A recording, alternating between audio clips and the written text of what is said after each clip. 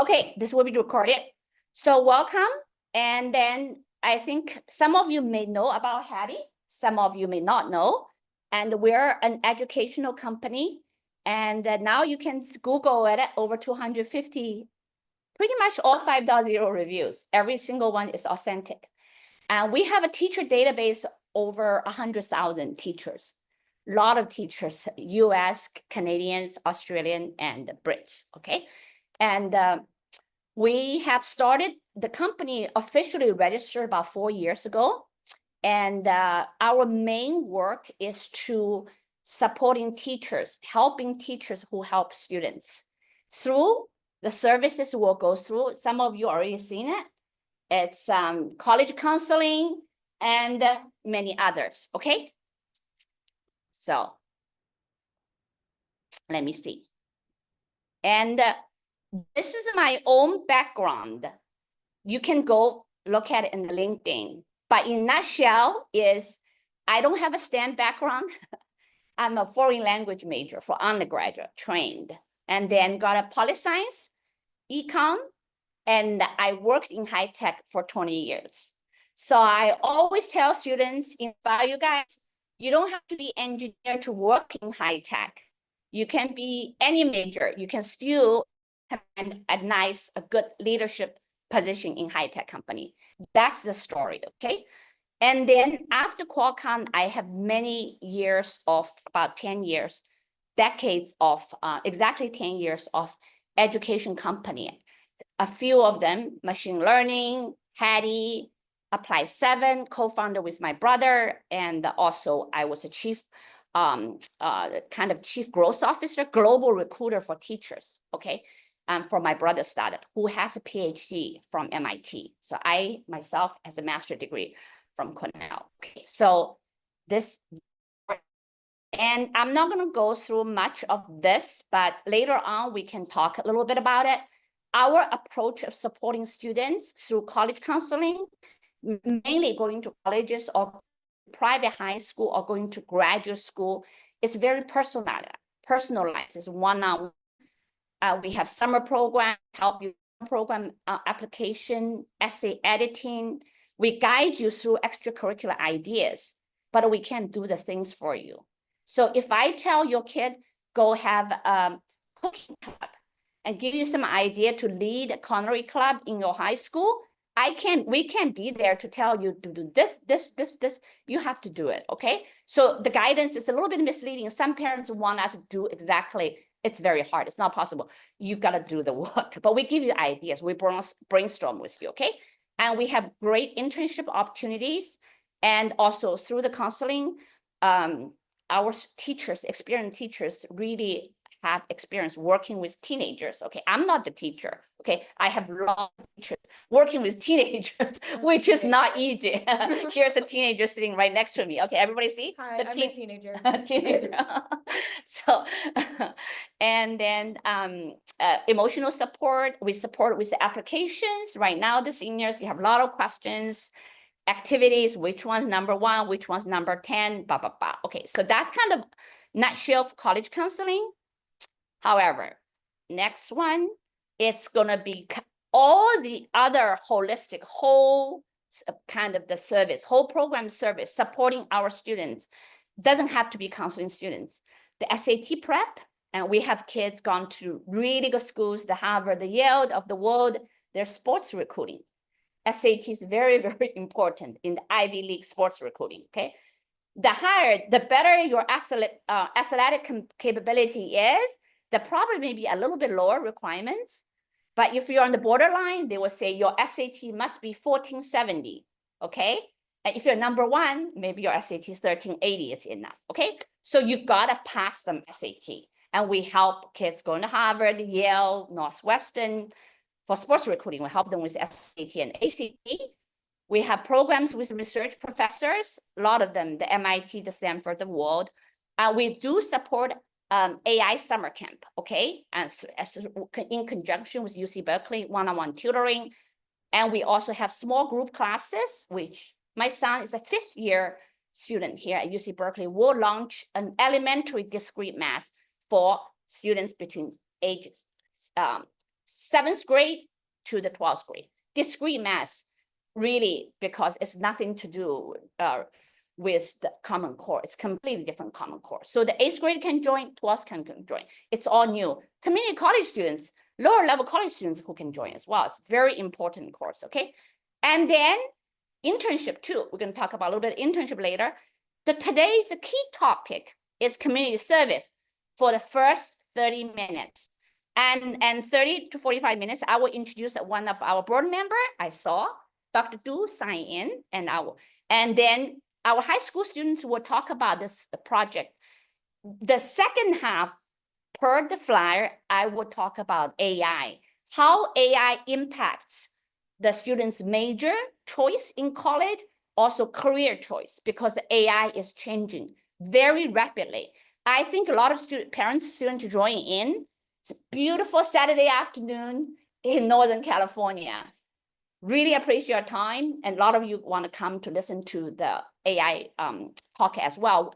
I usually only give in person because a lot of interactions. But today, because the facility is very small and, you know, how games going on, there's no parking in our town. So we'll broadcast it, okay? So before we go hand everything to Madura, we'll talk about our newly launched nonprofit organization. And what's the mission? Before we introduce our board members, our mission is 3 areas. Number 1, we want to strengthen the parents and the students, especially for immigrants' families. So I'm an immigrant myself. Medora is a student or child of immigrant parents, okay? You can be some students just coming in, you know, attending high school from overseas, and it's the first generation like me, but they came in here into the country early, also immigrants. So and the Maduro will talk about the reason really behind it, why we are launching this nonprofit community service leadership project, okay? The second one is the AI era youth empowerment. Because you guys, I will present a lot of data, you understand the whole world is changing right in front of eyes. And computer science was a very hot major up to probably last year or 2 years ago. Now a lot of CS major can't find a job. Not even some students from UC Berkeley, not yet. Some students from Stanford, not yet. Okay, so how we can empower our youth, next generation, during the AI era. Okay, that's also our mission. Third mission is reduce parents' anxiety. Parents are the best teachers of our students, are the earliest teachers of our students. So if parents are chill and cool, encouraging, in growth mindset, your students will be in growth mindset. If the parents are worried all the time, it's very hard for your students, okay? So that's why we have that initiative. So now I'm gonna go. Again, I think it's not being projected. Oh, really? Okay, that's very interesting. Give me 1 second. I have a little bit of issue with the cast. 1 second, okay? I don't understand why it's not being projected. Mistake. Okay, I'm gonna project it now. Why? Hold on. Yeah, I will project it. Okay, give me a second. A screen. Okay.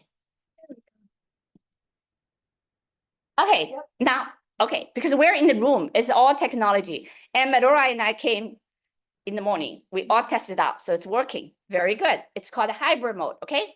So this is the website. Right now it's in testing mode. We already have the Haddee.org domain registered many years ago. So we're gonna move to Haddee.org and we're gonna use Google Cloud Service. So now it's perfect time to introduce our board member. And Dr. Mba is not joining us today. He will be in San Diego.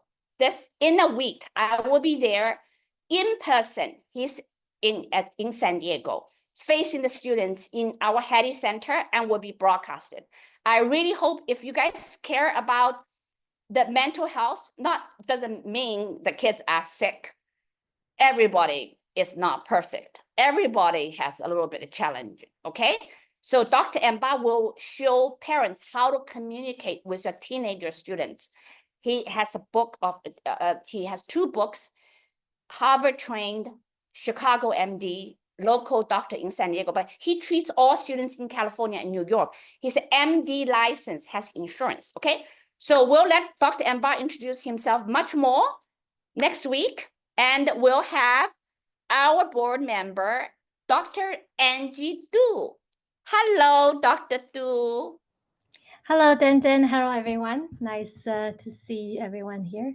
Yes, thank you. I call you Angie or Yanqing. Yeah, thank you for supporting our students and families. And do you want to have a quick introduction of yourself? Sure. Well, it's an honor to be here. Thanks, Denden, and the Haddee.org giving me the opportunity to share. As the bio briefly show, myself is an immigrant like Denden. I came here to pursue my PhD degree at MIT, and it was a tremendously hard. Many times I would call my parents and tell them I really just feel so much challenge and pressure coming to this country that I've never used the internet before I came. And so it was a huge adjustment. My dad just keep on encouraging me, give it one more try. If you can't do it, then it's okay to say quit. But thankfully, I with the family and friends support, I sustained. And then now I'm a parent of 3, 1 teenager and 2 college students. Both of them made to Stanford, so I'm very lucky. But like Dende mentioned, the journey is not easy, and even when you make to the top schools, right, there's challenge there. So when Denden reached out to me for this opportunity to serve the community, I feel the theme very much relates to my own experience as well as my children. Now as a parent, they don't go through the same challenge as first generation immigrants do, right? But they have a different pressure, the social media, etc. So I think it is for a great cause, and if there's anything I can be of help, I'm very happy to. And I thanks again for Denden for having the platform for serving the community. So Thank that's you, and then currently I lead a hardware technology engineering team at Google for our Pixel devices, Nest, Fitbit, etc. As Denta mentioned, AI is certainly at the center of our devices. So happy to combine technology, parenting, and the immigrant experience with this to help with this community. So thank you. Wonderful. Thank you, Angie. I'm so grateful you accept our invitation. And you bring such a pivotal, just like the website said, from the technology side, also from the parent side, and, from your MIT experience, because everybody want to go to MIT or everybody want to go to Stanford. Okay, not everybody, but yeah. So what we all said, we will brainstorm, and when you have time, I know you're really busy, maybe some weekend I come over to you, or you can come here, and we can probably, and also work with Dr. Mba on Zoom to figure out a plan and what kind of initiatives we can launch to support our students and families. So thank you so much. Thank you so much, Angie. Okay. Absolutely. Yeah, very good. Okay, I will have, so this is really good delve into our high school students. And Medora, I can turn my camera. you can turn on camera on. Okay, and yeah. I will turn off now. So, and she will take over. So I will stop cast and you will cast. Okay. Okay. So you guys, guys 1 second. Yeah, go. Okay. Okay.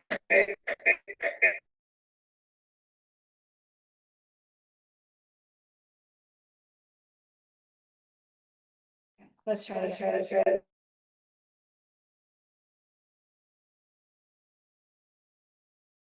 Okay. Okay. Give me 1 second. Yeah, we're trying to sort out all this.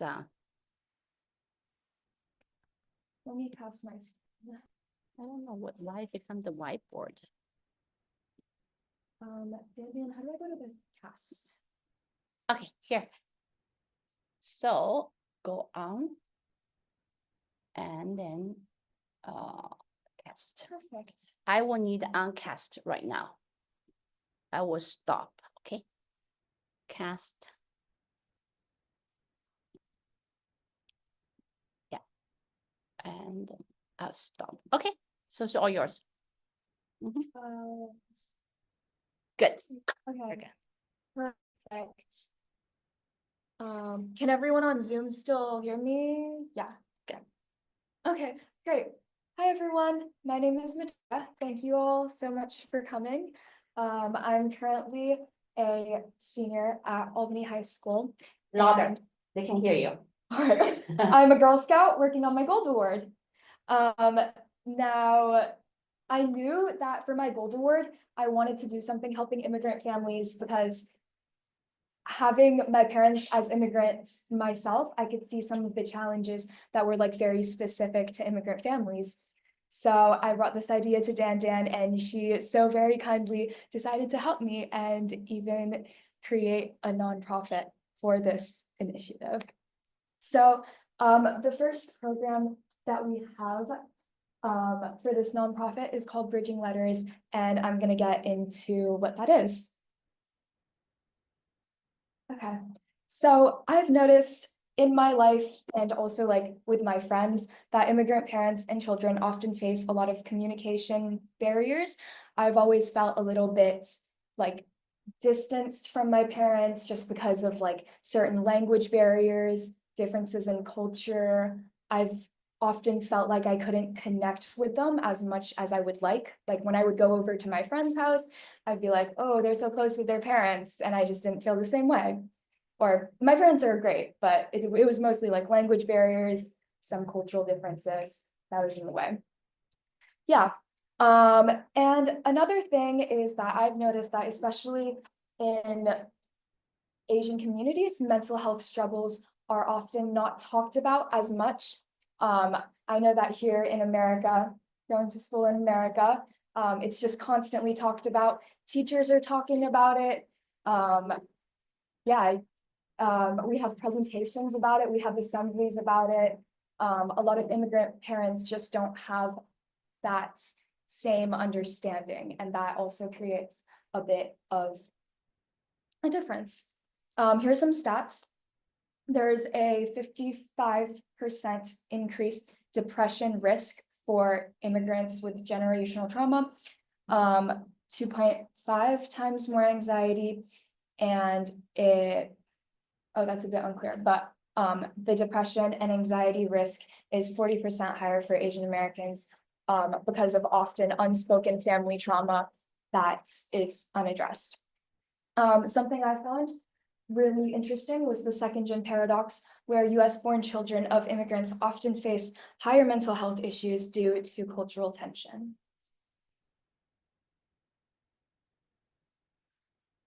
All right, okay. So our letter writing initiative is basically encouraging immigrant parents and students to connect. Okay, wait for this helicopter to pass. But to connect via letter writing, we chose the, I guess, medium of letter writing because in a lot of immigrant families, there is a certain cultural expectation that makes talking about things face to face a little bit uncomfortable. This is just what I've experienced personally with my own family and also what I've noticed. So we obviously wanted to respect that.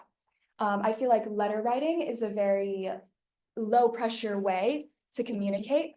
Because when you're writing a letter, you're kind of just writing it yourself. It's very low pressure, and then you exchange the letter. Yeah, so it's a way to navigate open communication and kind of make space for honest conversations, which can begin to heal those generational wounds that may go unnoticed, unaddressed, but still linger. Louder. Yeah, okay.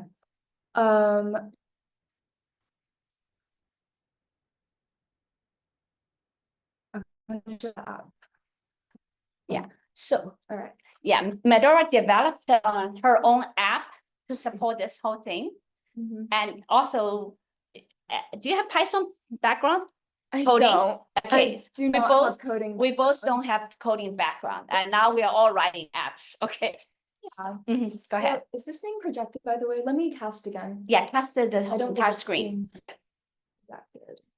So during the summer internship, we provide all our counseling students and also their siblings if they're in college and internship. So we run a very successful business and engineering internship, and we'll show you some of the products. Yeah, some kids know how to code. We have a nice platform for coding, but a lot of us don't know how to code. We still come out with really nice apps. The world has changed. Everything's equalized. Yeah. It's not being cast for Okay, some reason. let me do that. So Yeah. you would do, okay, here the cast. I think I might need to stop casting over there. Hold on, you're gonna stop and then source screen. And then, Yay, Yeah, it's working. good, yeah. It's working. Thank you, Dan. No problem. So this is the app that I developed for writing letters. It has not been fully launched yet, but will hopefully be launched by October of this year. So here's the launch page. Yeah, the goals that I have for this app is to write letters, express yourself with your family, help people create better connections with their family, especially immigrant students, second-gen immigrant students.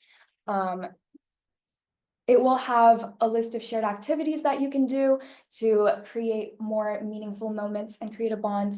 There will be educational content on things such as mental health, because just things such as mental health are very important in terms of student achievement and also just having a better life. So here, you would log in. I'm a student, I would log in. And I'm just gonna kind of show you what it looks like right now. Here is a place to type your letter. You would type your letter in your preferred language, and then it would automatically be translated into the preferred language of your family member. So you could write a letter in English, and it's gonna automatically translate it into Mandarin or Spanish. or Spanish, Italian, or whatever your family member prefers. And you can see the version in both languages, but it just makes communication that much easier. So right now I'm connected with my mom. Some activity ideas for activities every week, and some articles. So I'm really excited about this. Hopefully it is going to be available in October and everyone will give it a try. Yeah, let me go back.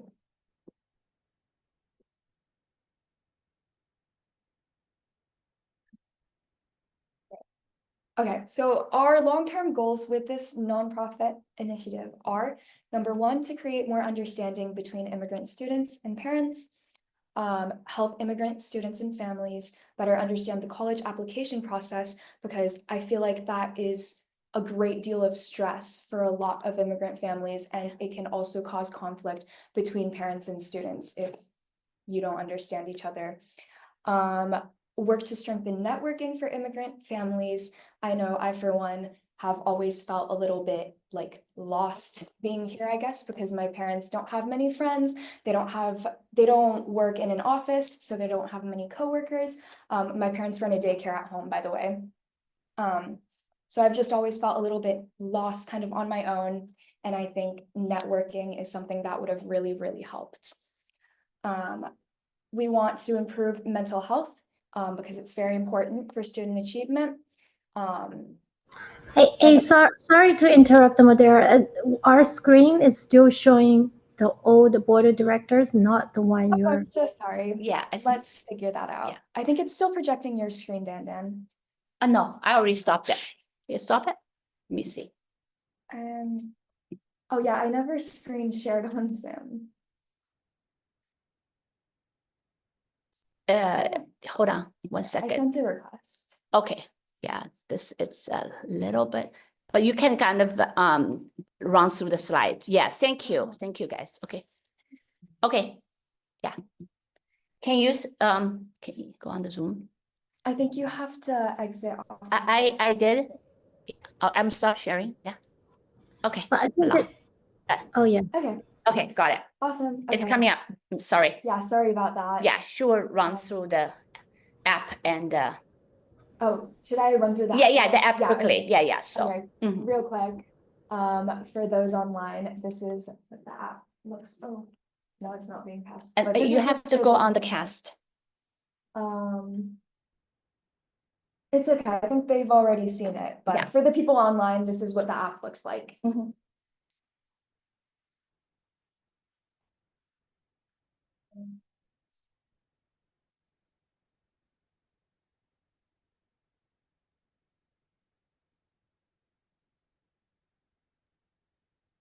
Yeah.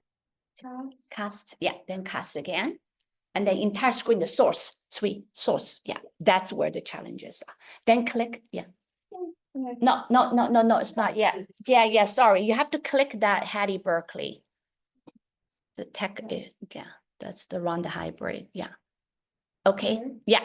Source. Yeah, no, it's good, no, it's good, yeah. All right. Okay, Sorry all about good. that.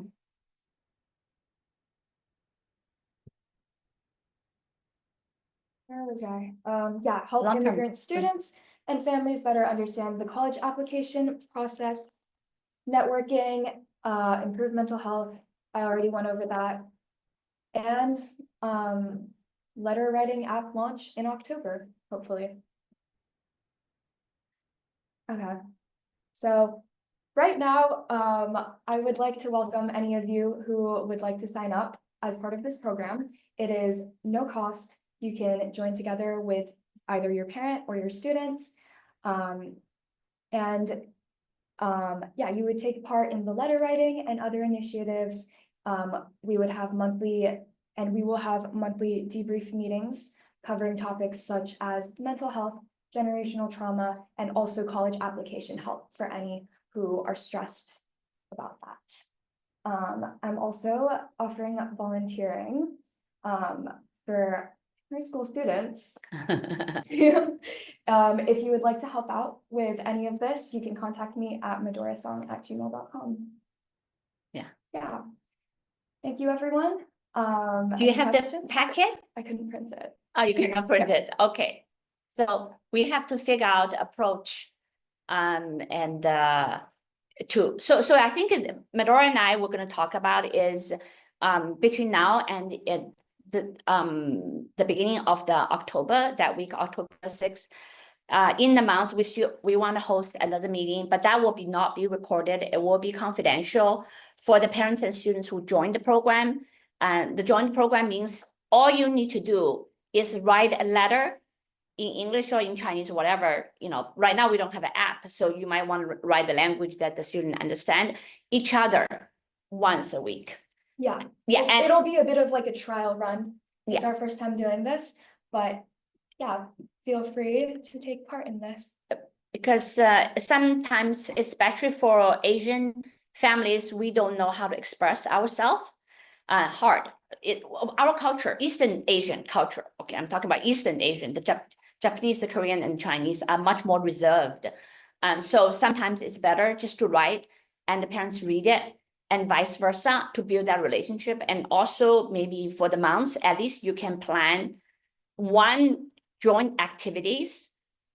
One joint. It's driving your student to a football game. It's not a joint activity, because your football means not game. If your kids are doing practice, you're just driving. That's the obligation the parents are doing being an Uber driver. I'm thinking of something creative that you do something together, maybe cooking a meal together, maybe do some art piece together, something that it kind of out of some creativity for 1 month. So 4 letters on each side and 1 activity. And then we want to invite you guys back and then to talk about it and whether that help in strengthening your relationship. And so that's basically it. You can join all over from the world. We can on the Zoom, and if the local parents, we can do it here. So for all the people who registered to attend this meeting, and also through our newsletter, we will send out And then we'll also put Medora's information there. If students want to do volunteer, Medora can train because she has come a long way. Show your app again to the online one more time. Yeah. So she did a very nice app. It even have the pairing between the students and the parents. It was challenging actually. It was. She did a lot of work, and she's going through college application right now. Yeah. Yeah. I think the online can see it. Okay, that's fine. Yeah. So you guys see her application online? Yeah, the weekly activities and stuff. Okay, so wait for emails. I guess we can pass that print, right? We can pass around the sign-up sheets. Okay, you have one? No, I'm gonna pass around my phone. Yeah, so why don't you start WeChat if possible? Yeah. And so maybe this group can have a small WeChat if you want to participate. Yeah. That would be great. The thing is, I know everybody's very busy. I'm very busy too. The challenge is, I actually have a broken bone disease. I broke a bone 37 times, okay? And you see another tooth is broken too. So, and I really realized this genetic disease is giving me a lot of headaches, especially I'm old, okay? So I'm very busy with work and everything, and but now I made a decision to myself. I'm gonna weightlift an hour a day. Weightlifting an hour a day, and I'm doing that. This is my second day. I did 30 minutes. I'm going back to another 30 minutes. So if you think your relationship with your students, or as a student, your relationship with your parents can be improved, there's not like a perfect relationship. There's something missing. I really want you to encourage and participate in it and try it out. This is free. I'm not saying you need to go see Dr. Ambar, which is charged by insurance or cash, and this is a community service. It's free and confidential. Okay, everything's confidential, and I think this is a really, really good initiative. Just to think about what you want to tell your students, and as a student, what you want because we went to Asian Health Center supported in Oakland, Alameda County.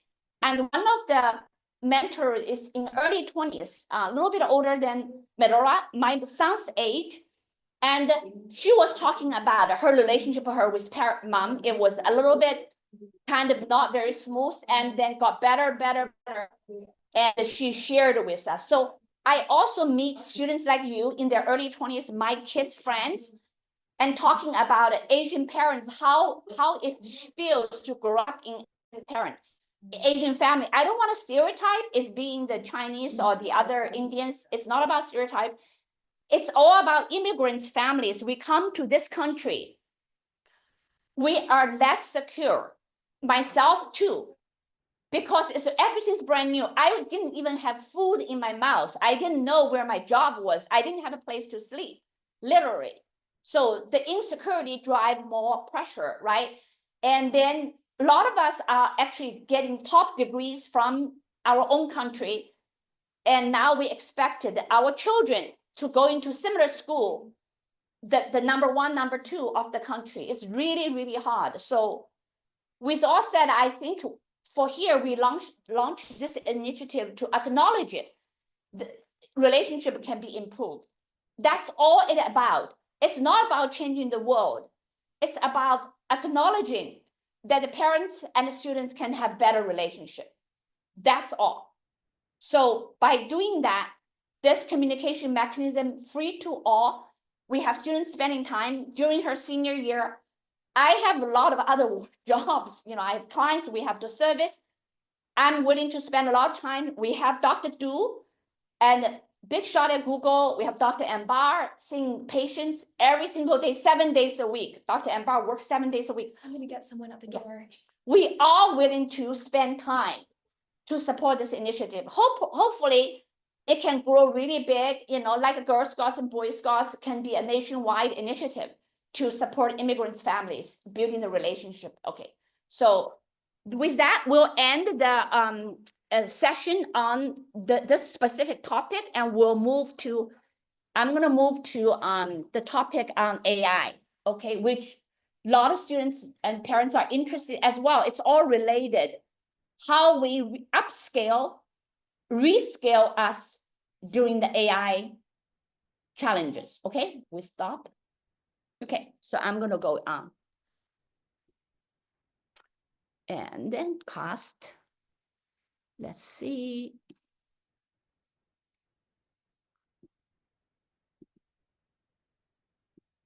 Okay, now it's good. Yeah. Okay, now you guys can see mine. And now we'll switch to this. Can you see my screen and which I'm gonna share? Can everybody see my screen online? All good? Yes, good. Okay, let me see. Yeah, very good. Okay, so we'll start with this, and this is the presentation that I usually do 2.5 hours in person.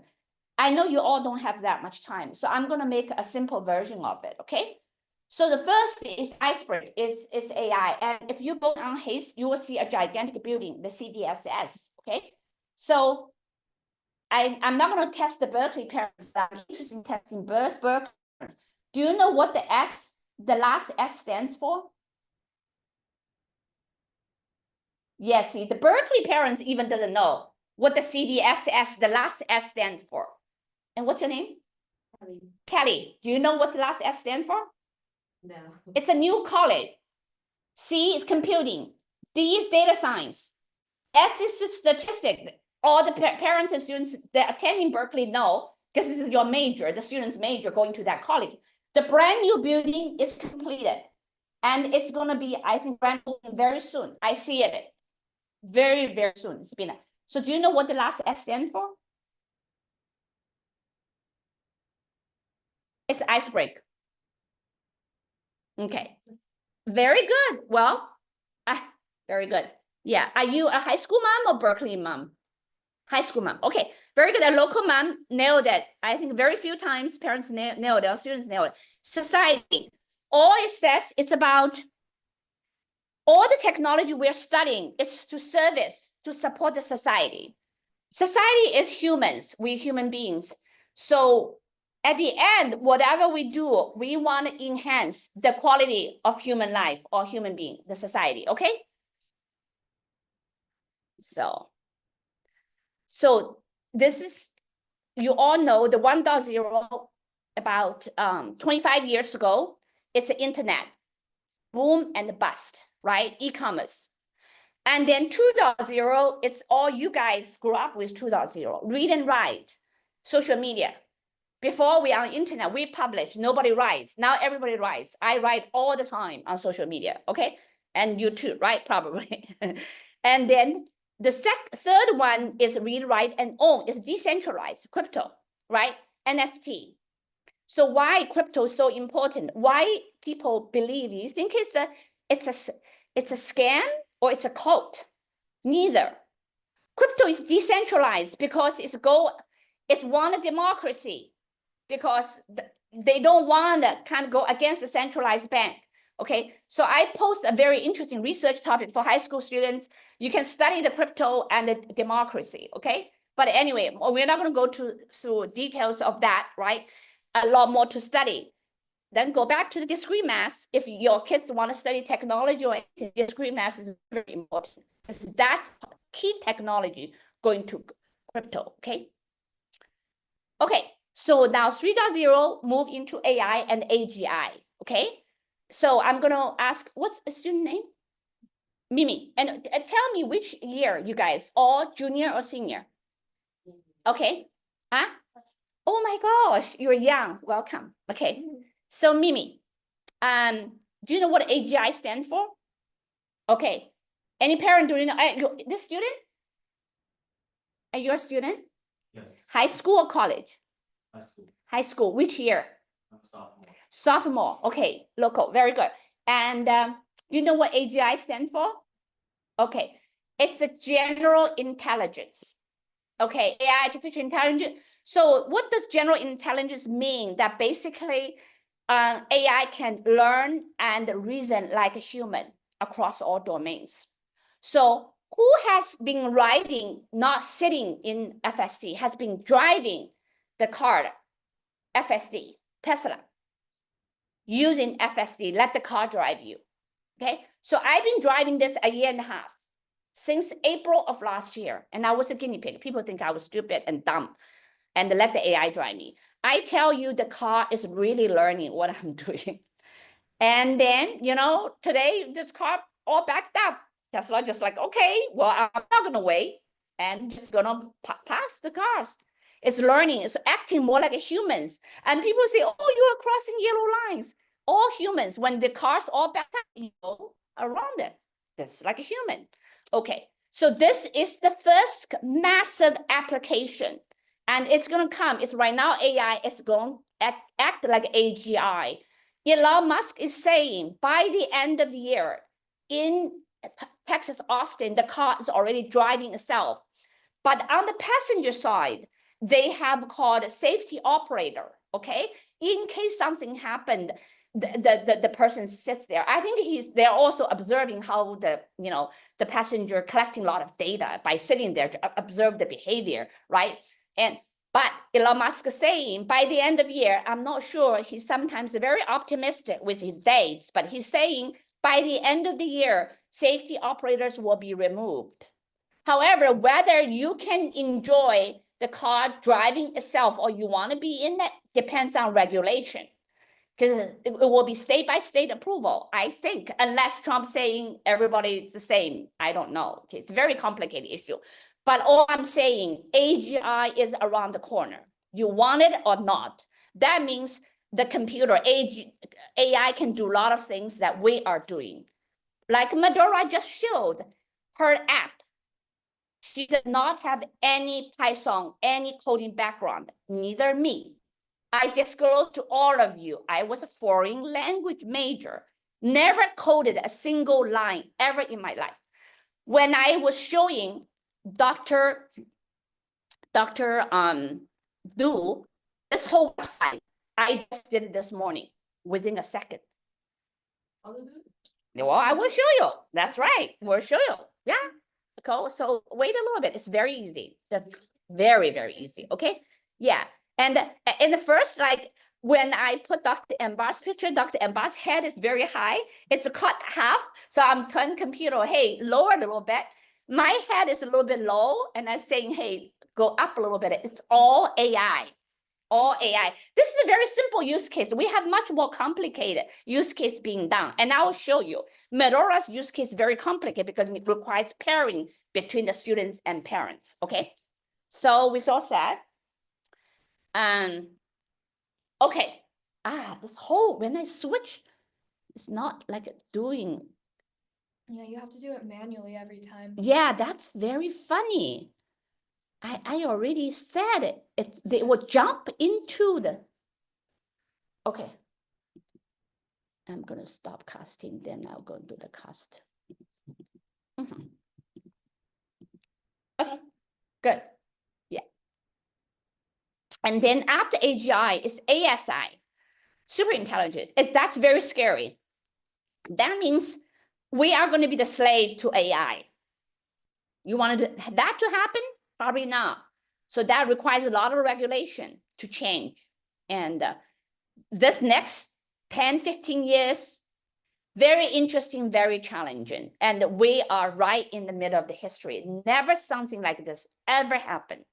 We are in the middle of it. We can be blessed or be cursed. Not sure which one. Okay. Hopefully we'll be blessed. Okay. And so now I'm going to move fast. There are a lot of job prediction. Let me see. Yeah. Hold on. People are saying there's a lot of data just showing how many jobs going to be displaced, okay, on the AGI era, right? There's a timing of AGI is now to 2030. It's going to happen the now, any day, any month. ASI, not sure, maybe a little bit later, okay? And then, okay, this is the timing, right? And then job and Uber jobs is going to be gone. The moment Waymo, Anybody who has ridden Waymo in San Francisco? Yeah. Okay, you guys, okay. Do you feel safe? Yeah, see. Waymo feel very safe. Yeah. So the moment Waymo launched publicly that night, Uber driver told me 25% of the business is gone. And I was in Chicago this summer, and I was in a lot of Ubers and Lyfts. Cars are very dirty, very, very dirty. I tend sometimes get car sick, so I sit in the front. I can't even sit in the front. It's all dirty. Sometimes it's very uncomfortable.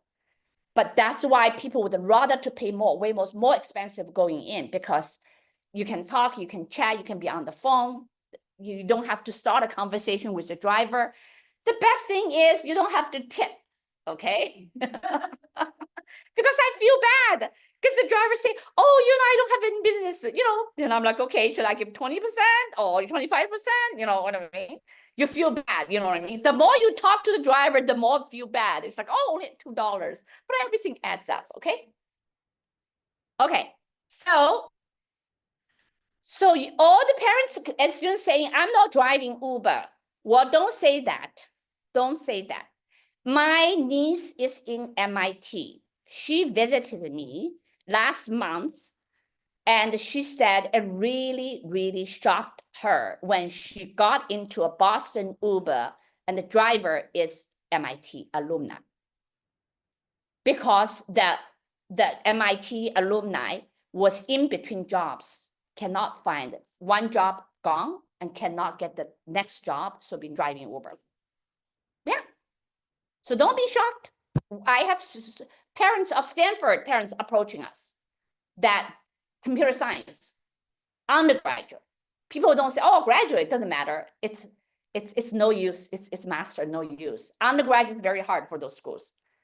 Yeah, they are not able to get really good interns either, a paid intern. Okay, so this, you can always say there's a little bit of example here and there. The job market is not doing us a good favor. The job market is not that good, especially two ends. The seniors, the people who are above 50s, if you get laid off from your top job in the high tech, very difficult. And if you are, okay, so sorry, it's my son. I'm not sure he wants to come. Yeah. Do you want to come say hello? Okay. Yeah. Medora will come get you, okay? Oh, not there yet. Yeah. We can text. Yeah, we can text you. Okay, bye. Okay, bye. So, and yeah, my son will come because he would teach. You can just text it, okay? Sounds good. Yeah. So, yeah, and in the young people who just graduated, who does not have working experience yet, it's hard. Okay, so there's two ends.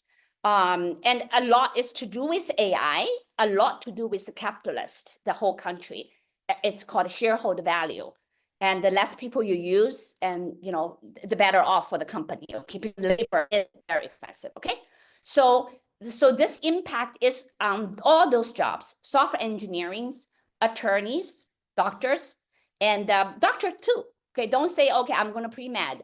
The doctors who read pathology, somebody who might have cancer or something, disease, all the computer can read better than doctor. Of course, you need a doctor to sign off right now, but they can read better. Radiology, the doctors who do not face the patients, less interaction, those jobs will be gone first, okay?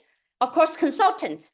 Before, I was actually hired by consultant. I was not hired by high-tech company, Qualcomm. And then the consulting company is like top company. Right now, they're bought by PwC, but like Boston Consulting, very similar. They love top grads, master degree or undergraduate. They know how to do a spreadsheet, can talk, and write PowerPoint.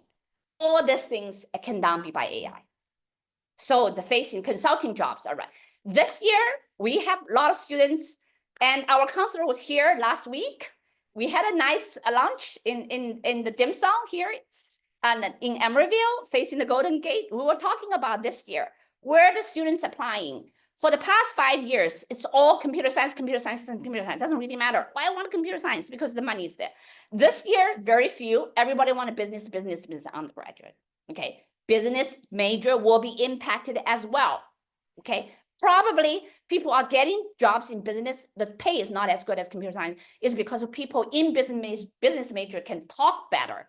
Now you not only need skills, you need to talk yourself into the job. Okay. And I will have my son who's coming to teach discrete math, he's coming, and probably toward the end, talk about his experience with interviewing. And it's very important. It's not the, one shot, it's multiple layers, multiple rounds of interviews. And synchronous, asynchronous, then they will invite you in, go into the office, you're gonna go to whiteboard presentation. You better know your stuff, okay? Yeah. So all those jobs, yeah, and journalists as well, right? So we are writing a lot of blogs. A lot of it can be done by AI. And okay, here, sorry. Yeah, you can take it. Yeah.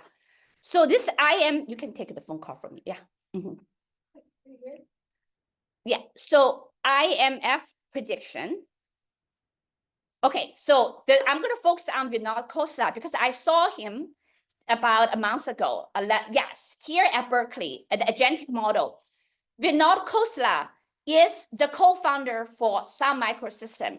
If you don't know about Sun Microsystem, no problem, but you know about Java. Everybody knows Java. Sun got bought by Oracle. Vinod Khosla was a co-founder. He is big in venture capital, in AI startup investing. He puts a lot of money. He gives money to OpenAI.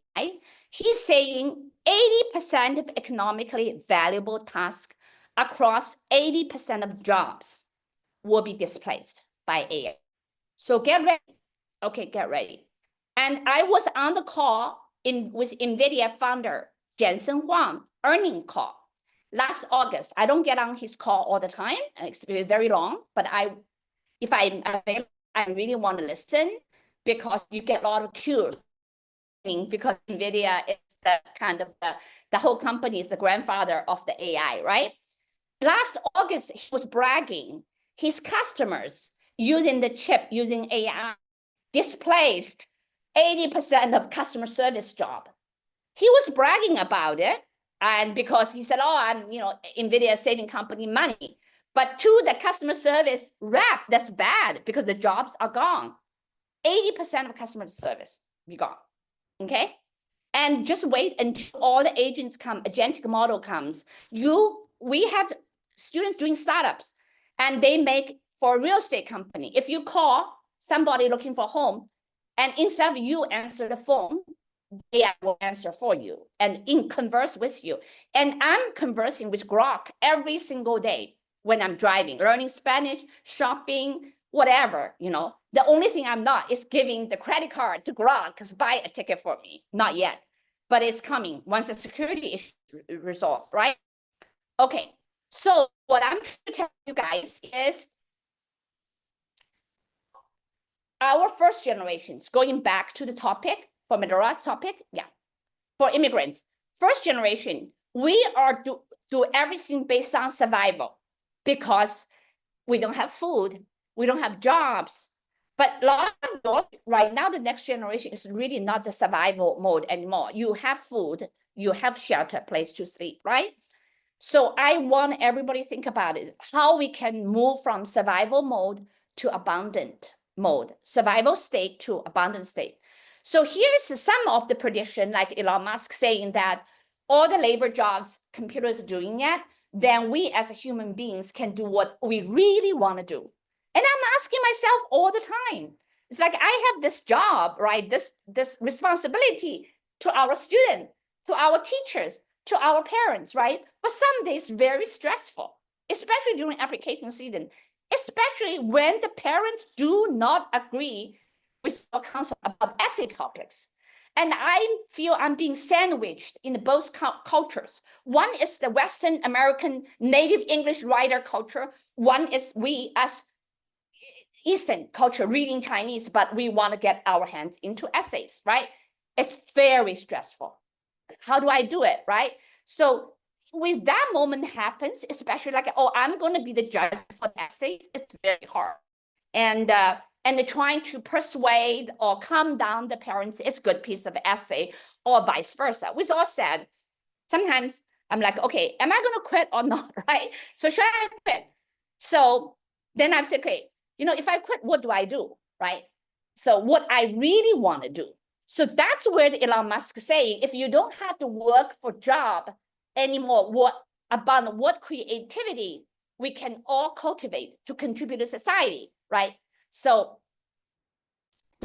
right, to enhance your own well-being or the whole community well-being, right? But doing this is fun, no stress, right? Okay. So there will be risk to it if we are like a huge risk, right? And so I kind of thought about it, and it's ending. What shall we do? So the pool, what shall we do, right? However, it's a dual impact. We have to feel when one job being replaced, other jobs being, will be born. Like us, we don't know how to do code. Now we are developing apps. And Sam Altman is predicting on $1 billion, one single founder. People cannot believe it because every time you have an AI company, not AI, startup company, you need a lot of team members, a lot of money, at least for the past 2 decades or 3 decades. Okay, you can't do one person. Nobody gonna say you, oh, what's a CTO? What's a COO? What's a CMO? Well, CMO AI can do it. CTO AI can do it, right? So it's true. So actually, Angie was on the call with us. She's still here. We are going to move a lot of things to Google Cloud. So Google Cloud saying, hey, I'm going to give you a lot of credit. And the condition is you must have venture capital and you must have to be AI. I'm like, man, are you guys really kept yourself in the, like, understanding the whole thing? Right now, you don't need to start a company. You don't need a VC. You can do it yourself. You can do it. You don't need a VC. It's not as hard as you think. It is hard, but not as hard as you think, okay? So I convinced Google, I'm like, we can do it. I don't need a VC. We can still create a very good AI startup, okay? So, and I have a meeting with Google next Monday, see whether I can convince them. Because one criteria is they host me, give me credit, I must have VC. That's it. So I'm trying to go against it, okay? Interesting, right? Okay, so how we can reskill? The reskill, it's really going back to the basics. Everybody needs to understand, no matter what, in what society, the Renaissance, the now, in the future, there are few critical skills the students must command. First is critical thinking. Don't take my information, take it for granted. Go do your own research. Critical thinking. Critical thinking is not like criticize everything. Critical thinking means if I give you A, here's consequences. If you choose B, here's consequences. There's no one single answer. That's called critical thinking. That's what a lot of US colleges will train you. Liberal arts, it's all about critical thinking. When you with us, you think our counselor will tell you what exactly to do? Well, Kelly, if you do this, yes, here's the consequences. Here's the path. If you choose that, that's the path. At the end, you as a student, you have to choose. I'm not going to shuffle this activity into your throat. Okay, I'm not going to paint a picture. If you do AMC, then you have a way closer to MIT. No, we have students, half of students had nothing to do with competition, still make to MIT. Good. So don't let all the norms, the social media control you. You look at it. Okay, that's called critical thinking. We dialogue with you. Okay, that's critical thinking. And now it's more important than ever because there's so much fake news. You understand? So much fake news. Clear mind. Second one is interdisciplinary knowledge. Okay, this is not about you're a STEM major or not, you're arts major or not. You can all integrate together. So if you know arts, if you love science and if you want to make some changes, right, you can still do it. You can use your artistic to help also create UI UX design going to a STEM related company. It's all integrated, okay? And this is just examples, right? And I will show you more how it's integrated, right? And the leadership, it's always important, not only leading others, like Medora is trying to lead community service, but also leading AI agents.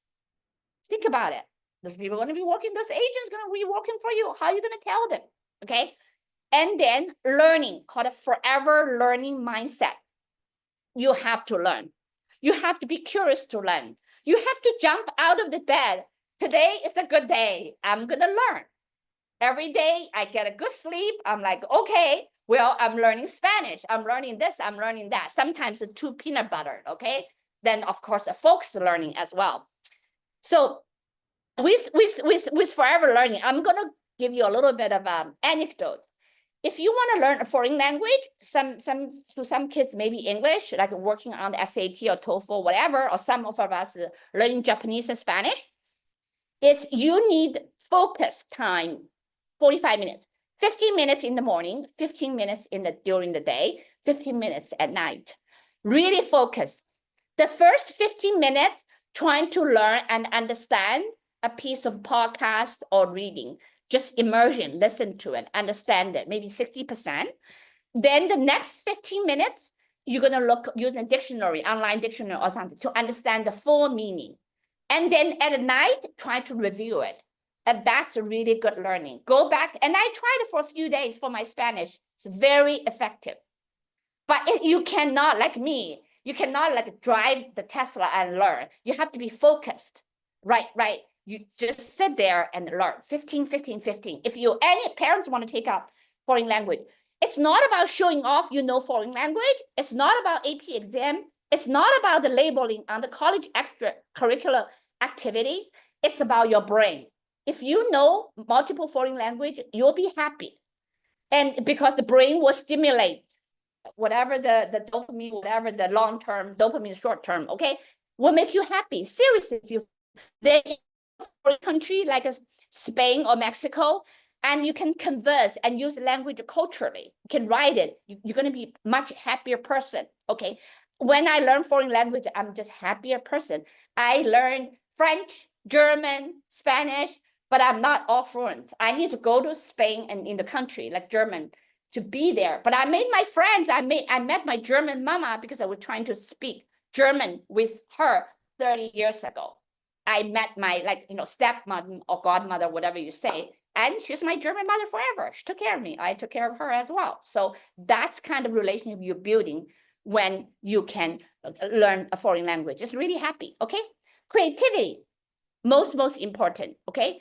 And the agent can do anything you want to do, but you need to tell agent what your ideas. So during the summer program, the internship, Medora created nonprofit. I have students created a job called SaaS. They want to make money. It's a business or a business internship, right? Medora observed, right? We have workouts, we have investment, we have, reduce our artist stress, you name it, like 6, 7. And Medora's in between. We have college kids going to graduate. We have incoming freshmen in high school, all good, right?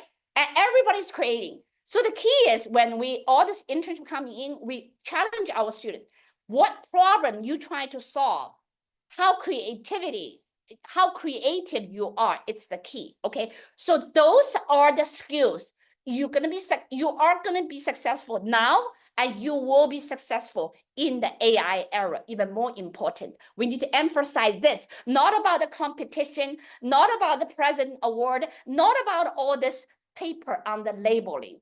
It's about real skills. That's one that you want to cultivate yourself and your students, okay? Okay, so people really care about it coming in because we run a college counseling education company, right? And you can see the service we posted on the wall here in San Diego and Berkeley, right? So people care about, always ask me, Dan, What should my kid study? Okay, this is the key. Like, oh, my son, my daughter does not have any passion. What should, this whole thing about like really having your student at 9th grade and 10th grade and really figure out what you want to study, it's hard. It's hard. Some kids, they know coming into high school, some kids don't know. And we have a student, I don't know where the student is. My son is here, and he even doesn't know during the application time what major he should apply. He will tell you, right? And he even changed his major during college. He quit his computer science. 4.0 student, quant internship, Tesla interview, Duolingo internship, top lab AI research, everything as computer science major you can dream of. He has it all. He quit. He said, I'm not interested. I want to pursue theoretic math. That's happening the 3rd year of undergraduate. If an undergraduate is still changing the major, how do you expect high school kids know exactly what they want? They have a certain path. They know they're what is good at it. But if you want them to nail down exact major, it's a little bit challenging, okay? So however, with all of you, I think everybody wants to figure out like what is, kind of the students want to do. With a bio major, we have a life science chem major mom here, sitting here, and what kind of new job can be created during the AI era. Bio and life science, chem and bio major is big right now because we do a lot of things outside, but inside all families, pretty much every single family or remote relative have cancer or have heart attack, okay? And I was told some private school, half of the kids either have ADD, ADHD, autism, or depression, anxiety, some kind of thing, right? So our well-being is not here. The whole country looks GDP #1, most advanced, but we are not living as a happy or fulfilling or healthy life. So the next thing we're going to resolve is bio. It's our life, right? So life science major is big, right? Many students want to tackle the life science. So what AI can do? Protein design, we do have a research program with MIT professor. If students want so 1 year research with MIT professor. Group classes for about 2 months, but individual coaching is about 1 year, get paper published. AI in drug discovery, healthcare, data scientists understand it. During the summer camp, we have a student using AI. We have 15 of them students here at UC Berkeley. We teach them AI foundation. I think 2 or 3 kids work as a team. They were using AI to predict next kind of COVID or big public disease and using that model. And some people using AI to do like online shopping, etc. Right? So there are a lot of applications, but public health is big as well. And we talk a little bit about my son's changing from CS to math. But his first research, he was research before he landed the AI Bear lab here, right here on the Berkeley Way. And he was offered, his first research was offered actually by a UCSF MD and PhD. So if your student cannot get top computer science professor doing AI research, either undergraduate or college kids, you can always work using your computer science skills to support life science and using AI. That's a very good combination. We also have another research program by a professor from MIT, Stanford, CMU combined. It's actually my brother's teacher, professor at MIT. He retired. He loves teaching the kids. We are launching AI and art design, AI innovation research program. Okay, that's also 1 year. And then CAM, right? So the mom, the molecular design, computation chemist, and also AI in green chemistry. You are sitting in Berkeley, and Berkeley has a lot of Nobel winners.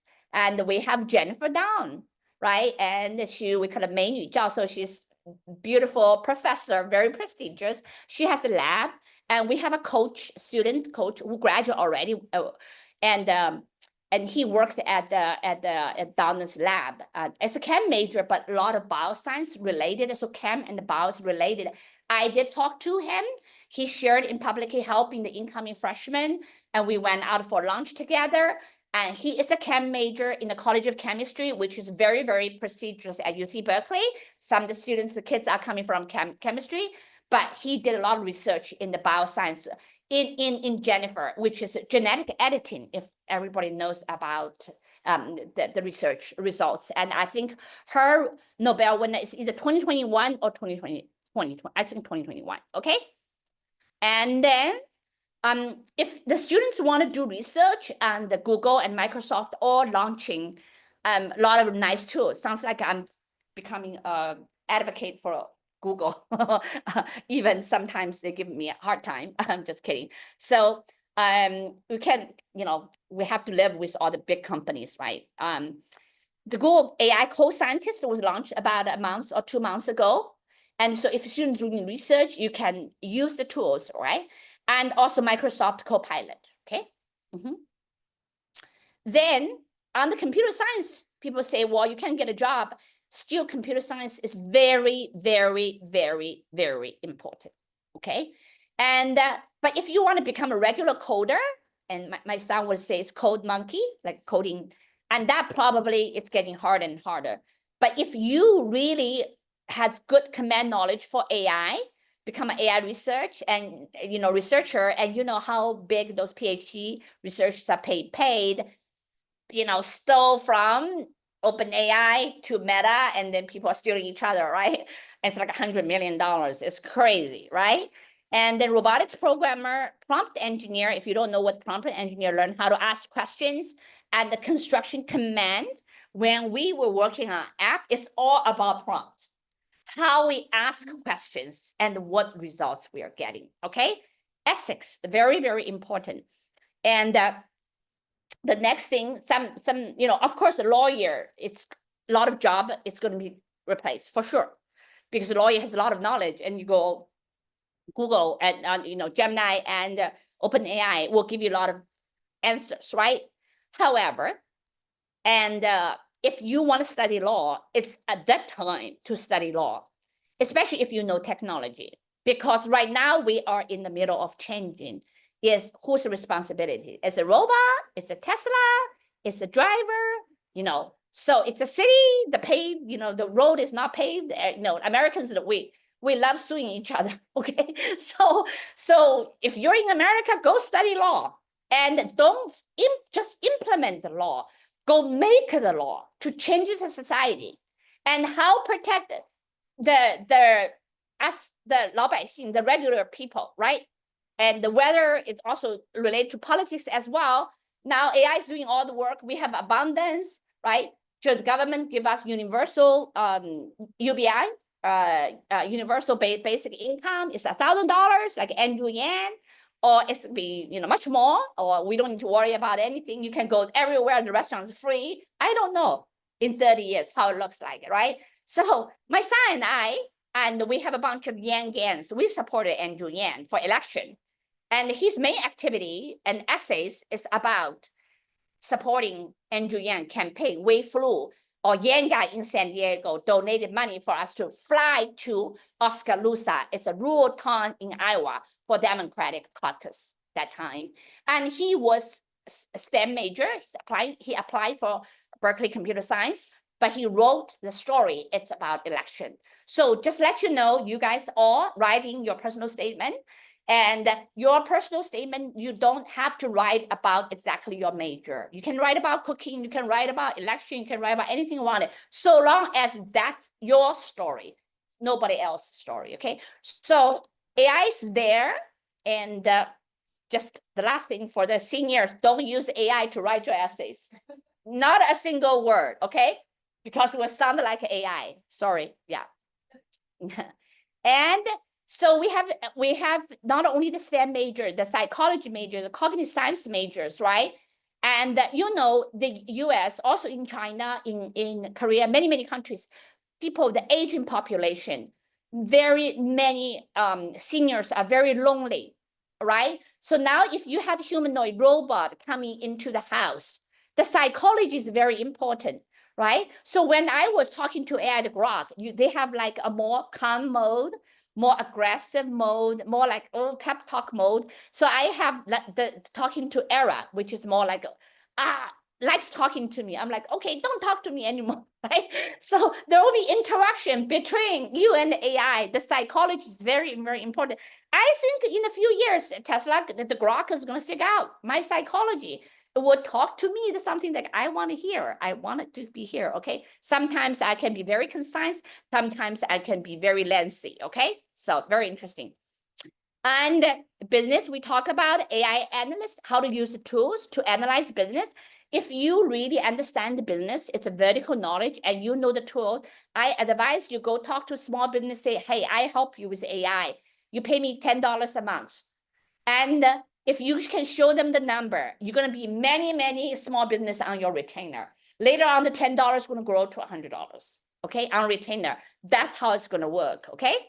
Yeah, we do. I also work with one of the local consultant experts. He asked me, he said, Dan, we should create a consulting company, hire UC Berkeley students, empower them with a tool to service all the business and the government, okay? And since I have too much going on, we haven't really moved to next thing yet, but it will be coming, okay? One thing at a time. And communications, English majors. I write all my WeChat blogs, even though in Chinese. First, I write in English. AI look at, making sure there's no hallucination, translate into Chinese, look at one more time, and publish. Every week, I used to have a company, we could pay retainer. You know, once you run business, it's very expensive. There's all the retainers, the marketing, the lawyers, the accountant, everything, and all the SaaS softwares, right? I pay a lot of third-party company and writing all the blogs. And every time they ask me, I have to prove it. Proving it taking me 3 hours. Now I say no more. I go write myself. I don't need anybody to prove. It's much easier because I have AI, right? So that company just lost me a big account because now AI is doing all the pipeline, all this thing. Yeah, you get it, right? Okay. And last thing, very interesting. If you go to American Best Essays 2022, that was very early. Remember, November of 2022, ChatGPT is available to public. And the 2022 US Best Essays, one of the articles was written by AI. I have it. I have borrowed the book right now. I read it. It's very interesting. So if you guys go in 2022 Best American Essays, and the author wrote this with AI and got the award. And I'm not going to tell you the story why. Go read it. Very interesting. Okay. And then art and design, right? You can do a lot of virtual design. That's what Jensen Huang said. You put on your clothes, right? Virtual modeling, all using AI, right? And okay. So, and then I was at one time, I signed up for every single AI generation tool, making videos. I was learning Spanish, generating the cartoons. It gets expensive. And sometimes it's still not there yet. So I'm going to take a pause until the tool is much better and cheaper, more commoditized. I will go back and hopefully I can make some real video. But some are making really good videos. Those videos tend to be short. And I like a little bit longer video, like 10 minutes, okay, at least, right? Okay, so the next things, I talk about all kind of the new job created, then really nail down, like, also the physics, right? So who is going to study? Are you interested in physics? So what are you interested in? Huh? Still figuring out. I love that answer. The student just came in. Which grade? Senior. So do you have any plan for college major? Math, applied math. Okay, very good. Okay, physics, math, computer science, all related, right? So the physics is big. Physics and science, they're all math, it's all basic, fundamental science majors. So I let you know, if you think you can get a science major, can get a top job, it's hard right now.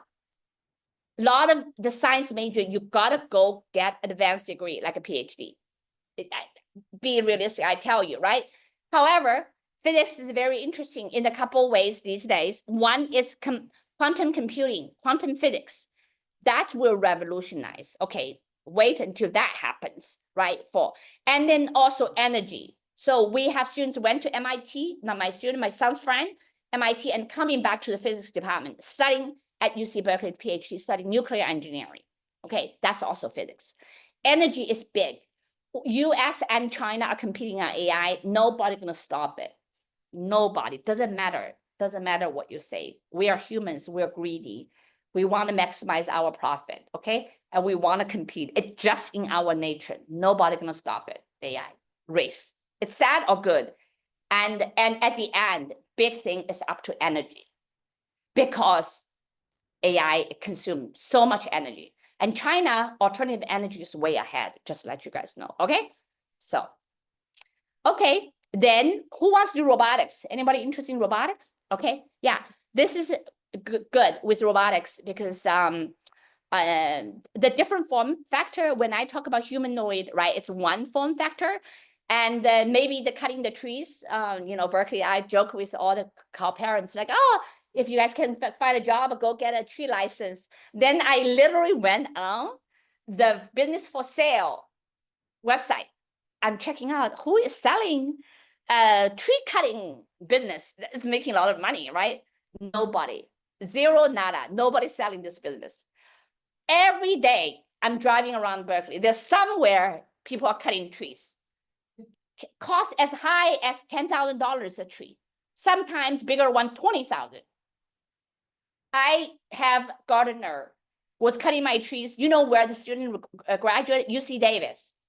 And he said, yes, nice degree. He said, well, I'm making more money. Yeah. So, so with all said, this is kind of a little bit sidetracked. Is a, you know, different form factor. So if I can get robots to cut the trees, oh, I'm going to make a lot of money, because I'm not too worried about the robots being hurt on the floor. The big thing is insurance. Any business, insurance is a big chunk of it, okay? So think about it. So you want to do the design, the mechanical engineer portion of it, how to design all the things. And that's coming in with edge technology, the inference, the chip.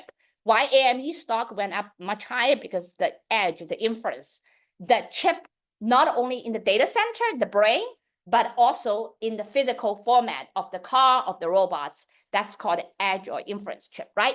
Okay, so enough about mechanical engineering. Before, CS is like the sitting there, just the software running, people making a lot of money. Like entry level, I have director from Google there. I'm not going to quote Google's, you know, compensation for the entry level, but I'm guessing everything's public. You can go on. Maybe the salary is 130 to 150, depending on how good you are. Then you have stock options, you have signing bonus, blah, blah, blah. At least you got to get about 200K, a lot of money.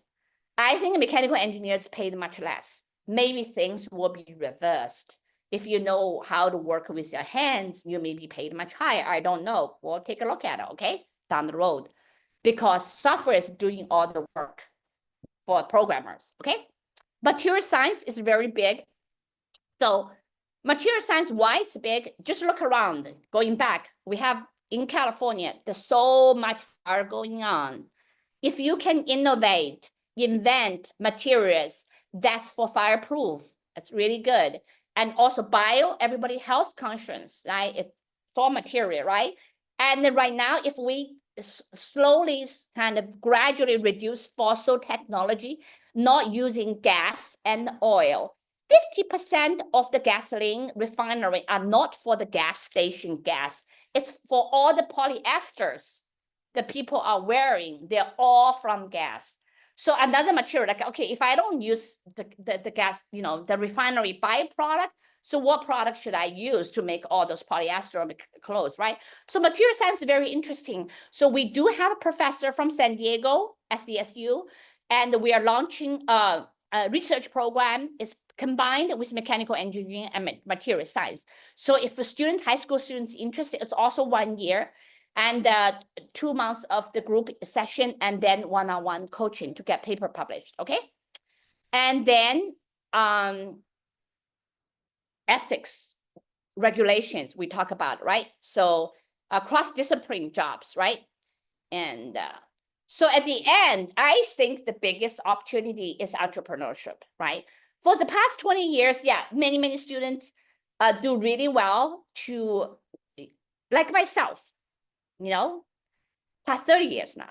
I graduated from Cornell 30 years ago, right?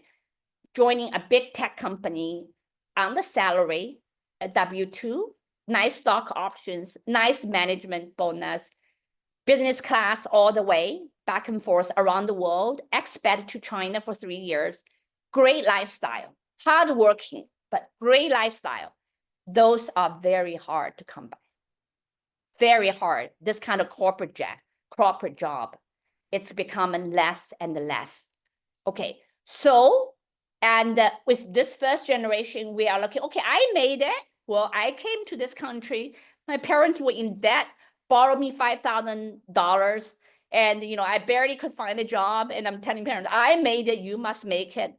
Yeah, it's this, and plus the real estate, home price is going out of control that many younger generation cannot afford.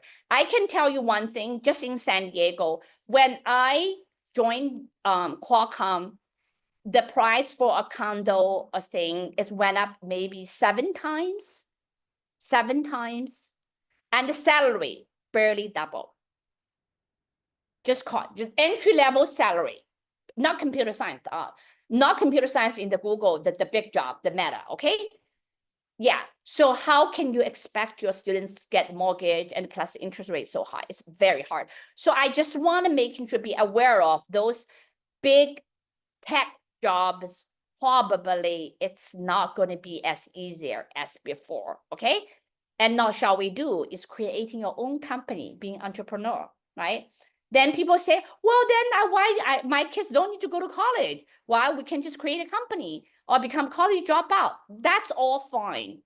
Becoming college dropout is better than not going to college, because why? Some kids drop out because they met somebody. They said, okay, I'm going to create an idea together. They have a concrete idea.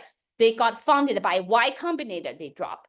If you don't go to college and you don't meet the people of similar mind, it's very, very difficult. And plus college here, it's from the childhood to the adults, and the parents a little bit less, you know, less hand-holded. And I think it's really about experience. Yeah, school here is very challenging. Not talking about Berkeley, it's very hard school, okay? But the kids play hard as well. They build relationship. You meet, not necessarily meet your wife or husband, but you meet a lot of good friends and great friends forever in your life. That's what the community living for college. So if your kids don't go to college, that kind of life, 4 years, you're missing out. It's really a pity. And even the AI is coming big, you know, I don't think the college will go away. Not at all, maybe even stronger, because everybody doing online, they want to have a place to be connected, and college is the best place ever. Okay, so the two things, it's really, you're going to ask when you create a company or anything, doing a research, is what problem do you want to solve? The second one is, what can we do to enhance humanity? The first question, everybody in the big company, small company right now is using AI driving efficiency. Myself and Medora, we're using AI to do things for us, okay? Efficiency. The second one is what related. What can we do to enhance humanity? The second one is harder. Yeah, for Medora to come up with this idea is hard. It took a long time. We went to many meetings together, coming to today. It's hard. The idea, the creativity is the hardest thing. So when your students, especially the parents who are younger, I really wish more younger parents can join us. And I really want to encourage, especially your mom is a preschool teacher and the daycare, encourage the kids from young days to create, to explore, to be less judged. Oh, this is good, this is bad, don't do this, and be open-minded. And I think as next generation will grow better if you give them an environment to create. The sad part of right now these days, the kids don't have a lot of their free time. I really encourage, I was very, very lucky, me and my brother growing up with a big compound where the kids of the professors of Zhejiang University, the entire 6 buildings enclosed, we have the courtyard. Every day, there's not much homework. we do all physical work, a physical play, every day's play. And that's the play made us who we are now. So I encourage the kids to play physically, not just digitally, okay? Yeah, that's why we create all the both centers in San Diego here to encourage. Medora, Kelly, you guys want to have a place, hang out with your friends, feel free. Medora can come and just have a small party, okay? So it's a place for the community. We have Berkeley parents, MET, coming here. They have 17 of them, 15 of them. Restaurants very expensive, you know, and it's very hard to talk. They say, okay, just go take out. You can hang out. So if your parents want to hang out here, it's your place, no problem. Okay, nobody's here, right? So good. Okay, so that's literally about it. And then I'm going to touch bases about the Trump era because I talk about application. And also the Trump era, also the jobs coming to US as well, made in US. First, it's a college application. Trump era is about merit-based, okay? Many parents supporting that because the merit-based is kind of a little bit against like a DEI. The DEI is not there anymore. The college cannot recruit you based on your affirmative action was gone last year. But UC Berkeley wasn't there anyway, okay, starting 96, okay? So it's based on the merits. So many schools would want looking at your SAT and ACT. It wasn't optional. Many schools right now, for some schools are still optional, I tell you. However, if all the colleges are your friends in your high school are submitting the SAT and ACT, if you don't submit it, even though the college you're applying is optional, that does not reflect the competitiveness for you. You okay? And you want to tell everybody your ACT score? Say it. Good. 4. It's 36, right? Yes. So Medora has a 36. Okay, go for it. Tried hard, right? Not the first attempt. Nobody gets a 30. Very few people get to 36. Third time. Yeah. Keep trying. Very good. So very inspirational. Okay, keep trying. Okay, so the merit-based, this is the thing. The second thing that we talk about the DEI, right? It's gone. However, first generation up to today is still there, and it's a big component for US colleges. So if your parents never attended the colleges in overseas, China degree, my undergraduate degree count. So if I would not attending, getting my degree from Cornell, my kids are still not the first generation because I have a bachelor 4-year degree from a credit college, recognized internationally. Okay, so when you come here, the degree is already in, so you cannot say, hey, I never got a college. I think very few parents and kids would lie, okay? But I know very, very few, very, very limited number. If you're a brand new immigrant, you come in, some people don't want to disclose, but it's not here to comment, okay? It's up to you. But I think 99% of the parents and kids are being honest, okay? So the first generation up to, we did some research, and Ivy League, the UPenns and the Cornells, I think 19% to 20%. Admitted students are first generation. That was last year, a couple years ago, maybe this year, I don't know. And we don't have the data. Berkeley 2023, we looked at it 2 years ago, it's about 30%. But Berkeley data is a little bit skewed because Berkeley takes 30% from community college transfer, CC to UC transfer. So the first generation percentage for Berkeley, the CC to UC transfer will be higher, okay? I think you can go look it up, it's higher, okay? And CC to UC, if your students are not mature, really don't know what you want to do, are very comfortable staying at home for a year or go work as an independent job, no problem. But I don't want the students just because one of the students want to come. I did not get into UC Berkeley. I got into UC Irvine. I will do CC to UC transfer. UC Irvine is very, very good school. Same as UC Santa Barbara, UC Davis, all good school. Because when you are in community college, you transfer into Berkeley. The first 2 years in community college is very easy.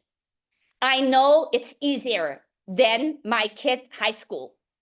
And the public high school, Canyon Crest Academy in San Diego is not easy. Okay, so it's easier. So if you do a community college, very easy coming in, a lot of kids will be crushed. Not all, but especially the STEM major. It's very hard, very hard. Not so that transition. I talked to quite a few community transfer students, depending on major, can be challenging. Just let you know, okay? Because it's recorded. Just be honest here, okay? So that's about Trump era, and then and the other thing is financial aid still available, so don't worry.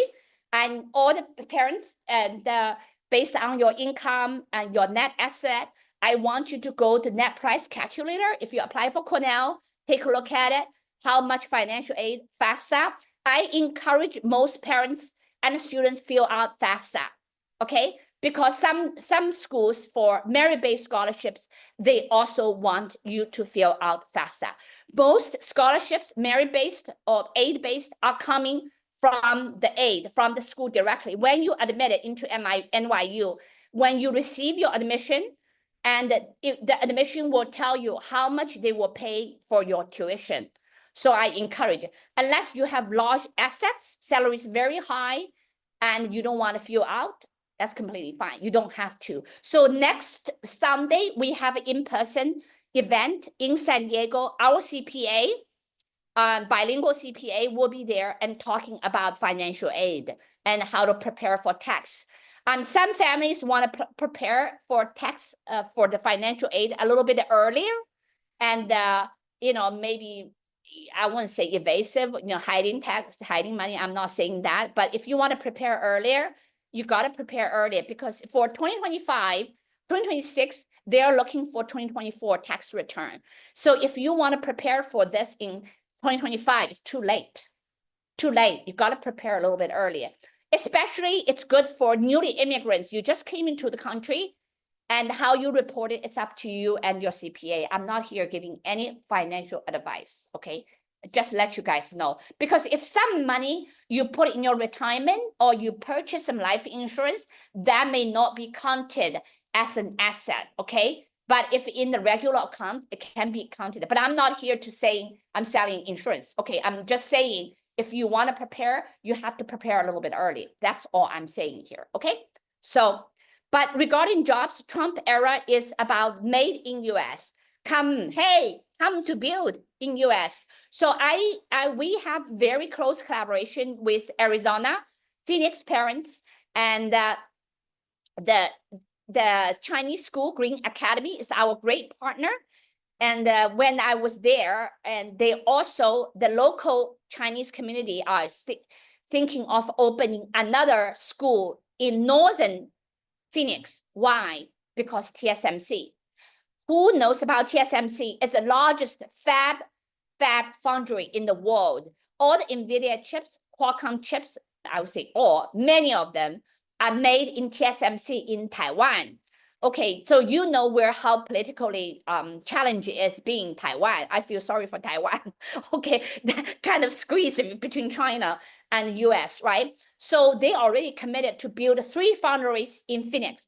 If you're not afraid of heat, if you are chemical engineering major, EE major, computer science major, material science major, want to roll the sleeve and working in the fab in semiconductor, you can go apply for job after you graduate from here.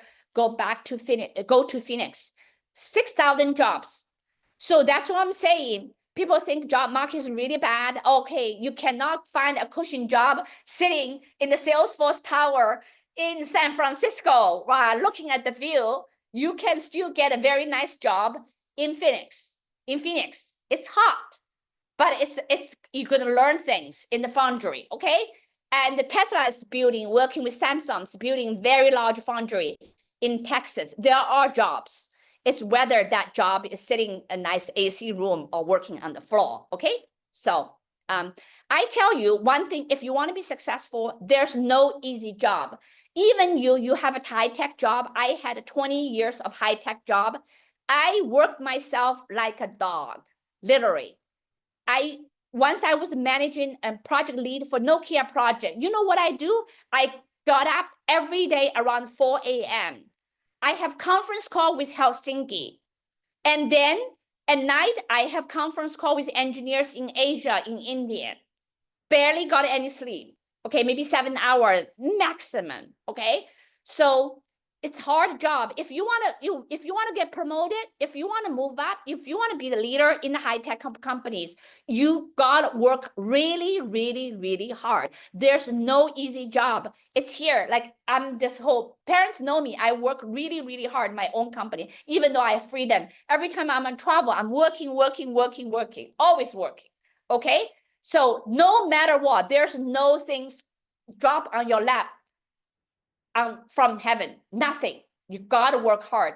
Even though your parents are very rich, I think many rich kids, they're also working hard, because if you don't work hard, you're wasting your life.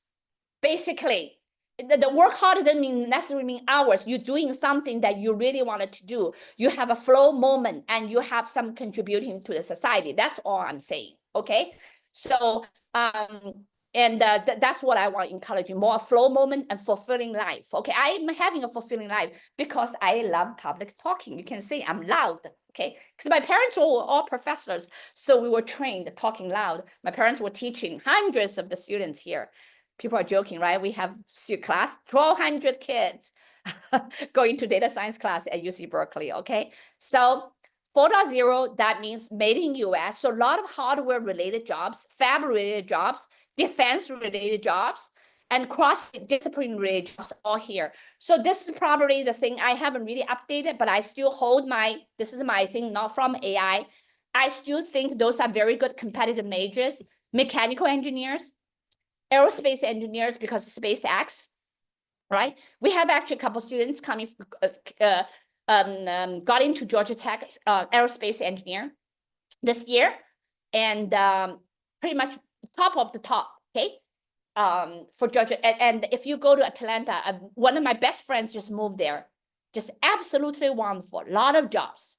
And of course, the housing already appreciated a lot, but still, I think more affordable than California, okay? Environmental engineering is being affected by Trump, okay? A lot of research program, the funding got pulled, but I think, he's going to be here another 3 years. I think it will change, okay? Because if you don't protect our environment, what we have, we need our Mother Earth. We can go to the Mars, but many of us still want to be here, okay? And double E, of course, we talk about it's all integrated, and the chemical engineering. Math is always important, and really is problem solving. That's why we launched this interesting class called Elementary Discrete Math. It's really train the students to be think logically. Logic is very, very important. You need a logic for everything, right? For computer science, for crypto, for everything, for physics as well. And then we talk about material science. We talk about quantum physics. Bio, we talk about bioengineering. We also have research with our Duke professor with bioengineering. Neuroscience, very hot major, absolutely hot. Because a lot of students coming from the COVID, they all realize not many of their peer friends are not feeling well. And they have a need to be supported, something going on with the brain. So that's more from the science approach to take care of for neuroscience, right? And the other thing is big right now, Neuralink, right? Put a chip in. That's Elon Musk's new startup, right? That's co-funded with the Berkeley PhD. So you can look at Berkeley. I'm proud of sitting here, and because today's a grand opening, and proud that I'm being part of the community here. Very, very proud, okay? And the law and ethics, we talk about rewriting the rule of business. And at the end, you can do anything you want. If you want to do business, also for nonprofit, you need to have supporters. So for a nonprofit, you need to have people who donate, participate. For business, you need paying customers. The biggest, hardest thing we all know is sales and marketing. And I'm very surprised, right? You should take some pictures, right? Take a picture for us, because we're gonna go apply for Gold Award. Li Fan's taking some pictures. So, and I am surprised because I know the classroom's small. I know, and a lot of our parents in South Bay, East Bay, I can't believe we have a room full of students and parents. So thank you for coming and to support us and support the nonprofits, to support Medora's initiative, okay? Then the supply chain, this is a big. During COVID, supply chain got cut because all things are made in China. We were in trouble. I had to arrange friends to stripping the masks in the beginning because there were no masks made in the US, okay? I think US understood the supply chain importance. So if your students are interested in understanding supply chain, I think it's going to be really hard because a lot of factories want to do vertical integration. Instead of buying things from 10 countries, they want a lot of things made. And also the restaurants, the farm to table concept is being invented at here, the city of Berkeley. I think it's Alice Water and the Japanese, right? If you go to Shattuck and North Berkeley, it's Gourmet Ghetto, the most famous restaurant in Berkeley. And the concept in California is called farm to table. You want to integrate your local farm into your menu, farm to table, okay? So supply chain management, think about that. And then there's some latest AI, the alpha genome, the genetics detections. And I was told, and I read that drug discovery is much faster now. So hopefully the FDA can put the rules to approve the drug much faster because the AI discovery, right? Okay, so I'm gonna stop here. And the last thing, for the seniors, also for the graduate students, for high school students, anything, if you write essays, and we have a 5th year undergraduate student applying for graduate school, writing tons of essays, do not use AI, please. Not even a single draft, not even a few words. Use your own language. You can put your thoughts. If you want to hire a professional counselor and essay editor, we can support you. But it's going to be your own voice, your own story, not the AI. Please listen to me. This is very important. Back in 2024, when I attended National Admission Counselors Annual Conference, that's called NACA and it's coming up next week, and I'm not going because I'm going back to China. And we already know 8,000 people, the top of the MIT admission office at Berkeley, everybody's there. We already knew 97%, the software can detect your essays written by AI, 97%. I think by now, probably 99%. Okay, so please don't. Do homework. You can do homework. Don't have AI do it. If you don't understand, ask AI to explain to you. If you have AI give you an answer, you get 100%, you don't understand the concept, you're going to fail it. It's really bad. Okay, so for tutoring, you can use AI to tutor you. That's why students ask me, okay, hire tutor. Our tutor is paid because the tutor needs to be paid for their time. And if you think the AI can explain to you better, go use AI, no problem. But you need to understand it. Don't have the tutor, the AI doing all the homework for you. Then, you will be punished during the exam, okay? So that's about it. And then before I give the microphone to Coach Liam, who's gonna launch the Discrete math classes, I want him to talk about just like maybe the job interview process a little bit in the US for undergraduate, very high level. And also if you want to do PhD, how you can prepare, just very general. So Liam, very general. But before that, people are gonna ask me really in the beginning, if some students late and parents like what you guys do. So this is the company, you can Google it, and I will send out the Google review. Hopefully you can give us some up, okay? Because Google stopped us for 3 months because I was changing address. Google said that you can't show anything until you get physical address. That's why it took us 3 months to get both location open. Now it's all good, okay? And we still use the San Diego address because there was San Diego address, so the Google review carry over. So please help us if you enjoyed it. It's a free event. At least you say, hey, I like it, something like that. Okay, genuine. We are not using money to buy a review. Okay, nothing. And the services we talk about it is, first is college counseling. It's one-on-one. We help with summer program application. You do all your work. I'm going to emphasize, you do all your work. We guide you to choose the right summer programs. You don't have to attend any summer programs. I'm not selling anxiety. My son is sitting here. He and the older kid never attended any summer program. They all made it to UC Berkeley and many top schools. I'm not trying to sell you summer program applications, this and that, okay? But we do if you want to go. The key problems, the student's going to have 10 weeks idle time. So Stanford has a question. What did you do the 10th grade summer? What did you do the 11th grade summer? Unguided downtime, what did you do? You can choose to attend a residential program, 2 weeks, 4 weeks, whatever. Choose to go travel, choose to go visit your grandparents, choose to work. Do you work? Yeah. See, choose to work, right? Over 16. So, and choose to babysit, right? So, and it's the thing, it's choose to continue play your volleyball. It's how you spend your time. How you spend, why you spend the time. The why and the how is more important than what, okay? Don't always say, oh, I, go to the, Africa, do this and that, okay? College don't care really about what you did. They care about why you did. That's the key. I keep telling the parents and students, a lot of them don't understand. They think it's the labeling of the competition, the present award. Both my kids did a lot of volunteering. We did not apply for any president award, never, nada. But on the college applications, you have to be honestly write down your community service. It's for 4 years, 2 years, 1 year, how many weeks and number of hours. It's a self-credit, self-trust system in the US. You don't need some president award, give you 100 hours for gold award, this and that. It's what you did, okay? You truly did, that's the key, okay? So that's enough about summer.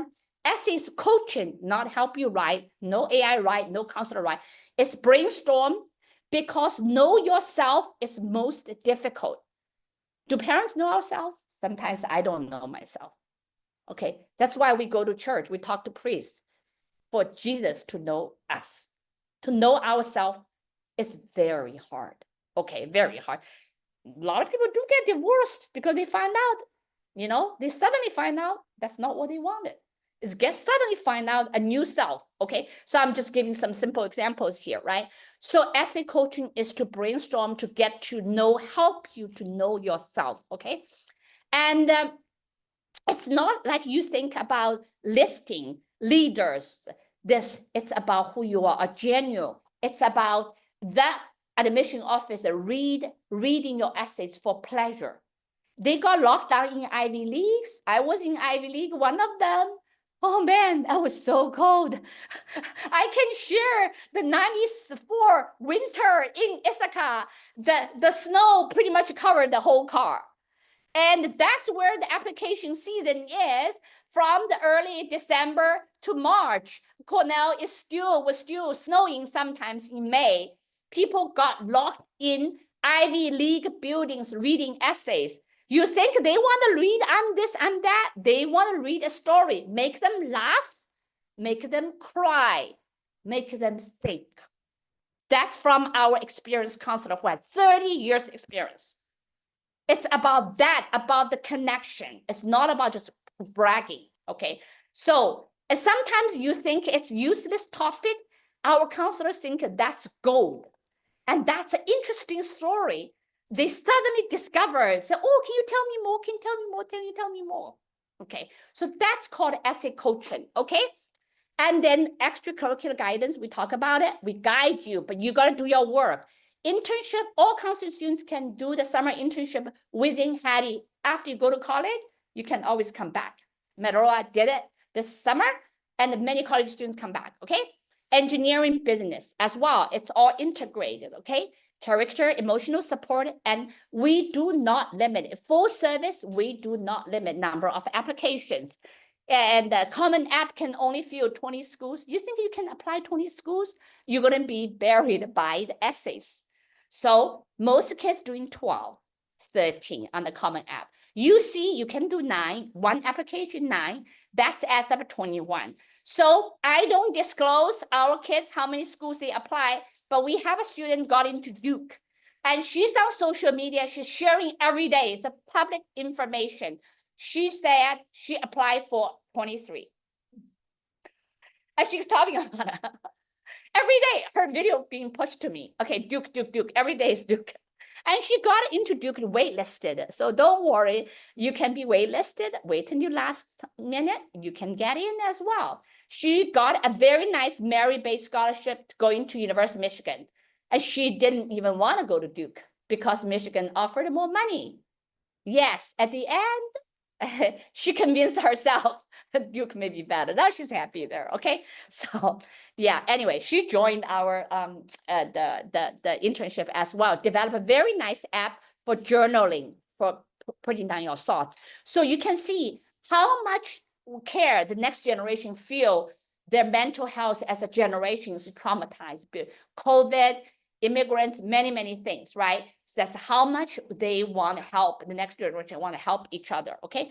So this yet, and then we talk about all the injunction in, I'm gonna repeat myself, you know, here, the SAT prep one-on-one, we have in-person summer program, Berkeley next year, AI. We also have research as well, the AI foundation, hardware and software, and Coach Liam was a TA. And the next year, we're gonna look for ECS students and Berkeley and the paid TA, hopefully, and we get more students, but this year was a blast. We had such a great time. One season, 2 weeks in person in UC Berkeley. Next year, hoping we have 2 seasons. Okay, so and the community service and Medora talked a lot about community. So we're gonna have Liam. I'm gonna stop sharing and come. It's being recorded.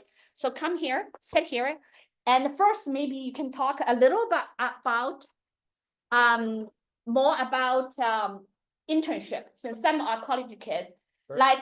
Because it's all related, you know, to high school students, you're not ready yet, but there are parents here, how the kids should prepare for if they want to work right after undergraduate degree versus they want to go into pursue PhD, because you have experience in both area. Sure. So 5-10 minutes, go. Yeah, so I can speak mostly about computer science major since that's the one I did. The most important thing for getting a job is to ideally do 1 to 2 internships before graduating. Most importantly is doing internship after your junior year. So the year before you graduate, you do an internship. Usually this is pretty good as you can get a return offer. And once you secure a return offer, you can also apply to full-time jobs and use the return offer as leverage for full-time offers. So you can say, hey, I have this return offer from Amazon. They're paying me XYZ money. I want this compensation as a result of that. And usually a lot of people are able to leverage this and getting better offers after. Also just getting experience on your resume is very important because, you know, nowadays getting an internship is very difficult and somehow you need to have worked before you actually can work. So picking up any sort of experience before starting a full-time job is, you know, pretty important these days. And most people can expect to apply to a couple hundred companies as a CS major. Nothing you can do really about that. Usually maybe 5 to 10 will get back to you. You'll interview with a couple of them and hopefully you can get an offer from there. Typically, most people start getting internships after their sophomore year, just because freshmen usually haven't taken enough classes to have the fundamentals in computer science. And also they haven't had any chance to put anything on the resume. So freshmen will either take classes their summer as to get farther in their coursework, or they'll do some kind of research experience. But usually it is difficult to get an internship their freshman year. I think there are 2 components that are very important to getting a job once you're past the round where you get through the resume screen. And the first one is technical knowledge and the second one is personability. Technical knowledge is pretty easily built just by practice. So typically they'll have some kind of question about algorithms or data structures. Usually they'll get something called a LEET code question. These are typically covered in, you know, undergrad computer science, data structures and algorithms courses. It's just, hey, can you solve this problem in 30 minutes and explain what you're doing? The most important part is explaining what's actually going on. So you can't just sit there and figure out the problem in silence. You know, as you're thinking about the problem, you have to explain each step. Hey, you know, I'm going to use this kind of data structure. I'm planning on executing this kind of function, and, you know, continuously talk to your interviewer about what's going on. That way they sort of, you know, see that you have very basic communication skills and won't rule you out for that. Second is just being very personable. I've gotten roles through being very personable, expressing interests. Say I interviewed at plenty of quant companies, so that's companies that use statistics and machine learning for financial markets. And I know a lot about markets, and just talking to them about basic options trading, very basic options algorithms. I can connect with them on a basic level and show them, A, I'm interested, B, I have very, fundamental communication skills where I can communicate with them. They don't think I'm a weirdo. That's actually very important. If you're going to hire someone, typically people are hiring you for their team. They don't want you to be a weirdo. They want you to be someone they actually want to work with. So just being able to be friendly, nice is actually almost, just as important as actually having solid problem solving skills. So the bottom line is you're going to have to apply to several hundred companies that's pretty typical. And, you're going to have to practice a lot for these kind of technical questions. They're not easy. I had to spend, before my sophomore year, I spent a couple weeks every day. I would spend 3-4 hours doing this. Maybe a lot of students want to spend over 100 hours actually just practicing these algorithms questions, and then being personable, making an effort to speak clearly, be friendly, and also be someone that they want to hire and someone they want to work with. So those are pretty basic things about getting a job. I think Denon also asked me to talk about getting a PhD. I can mostly talk about getting a PhD in STEM. I have no idea what it's about in the humanities, but since I imagine most of you are interested in doing a PhD in STEM, three most important things are A, grades. Keeping above a 3.8 is very, very important for most STEM things. A, because it will help you get research, which is the second most important thing. Well, arguably the most important thing, doing research. But when you apply to labs at a school like UC Berkeley, maybe MIT, Harvard, the first thing they look at is your grades. That's how they judge you and how they determine whether you're fit for joining a lab. If you have good grades, then, more likely is they'll interview you. If not, then the lab will just find someone who has better grades with you, showing that, the grades are just like a symbol. This person can work hard. This person has fundamental skills and fundamental knowledge about whatever sort of topic they are interested in, as well as just dedication. Keeping good grades requires some work and consistency. So grades are important, both for getting research and important in themselves. For me, I'm planning on doing a math PhD. Grades are very important just because not a lot of things you can judge for a math PhD candidate. Second is research. So research is combined with the letters of recommendation. So when you apply to a PhD program, you typically have to send 3 letters of recommendation from people you've worked with. Ideally, and most importantly, these people are faculty at your university or universities you have worked at. Typically people prefer reading from faculty who are more senior just because they're more established, they've seen more students, they sort of know what kind of student is fit to do a PhD. In my experience from talking to a lot of professors, the most important thing they're looking for is seeing that you will actually finish the PhD. So, a lot of people have good grades, a lot of people have done research, but, character and, some professor vouching for you that, I think this person is hardworking, consistent, and will finish the PhD is quite important. So at least 2 letters stemming from someone you've worked with directly, either through some kind of research program or some kind of independent study program, is very important. The third letter can just come from a professor where maybe you work with them, maybe you've taken a class with them, but maybe haven't interacted as much. That's okay. Just make sure that every letter, they have something positive to say about you. Typically for, biology, chemistry, physics, computer science majors, electrical engineering majors, they wish to do a PhD, starting to do research, joining a lab, their sophomore or junior year is very important. Staying with a professor for more than a year is actually very important, since they'll have more to say about you, and your reputation with them will be, more solid in a sense.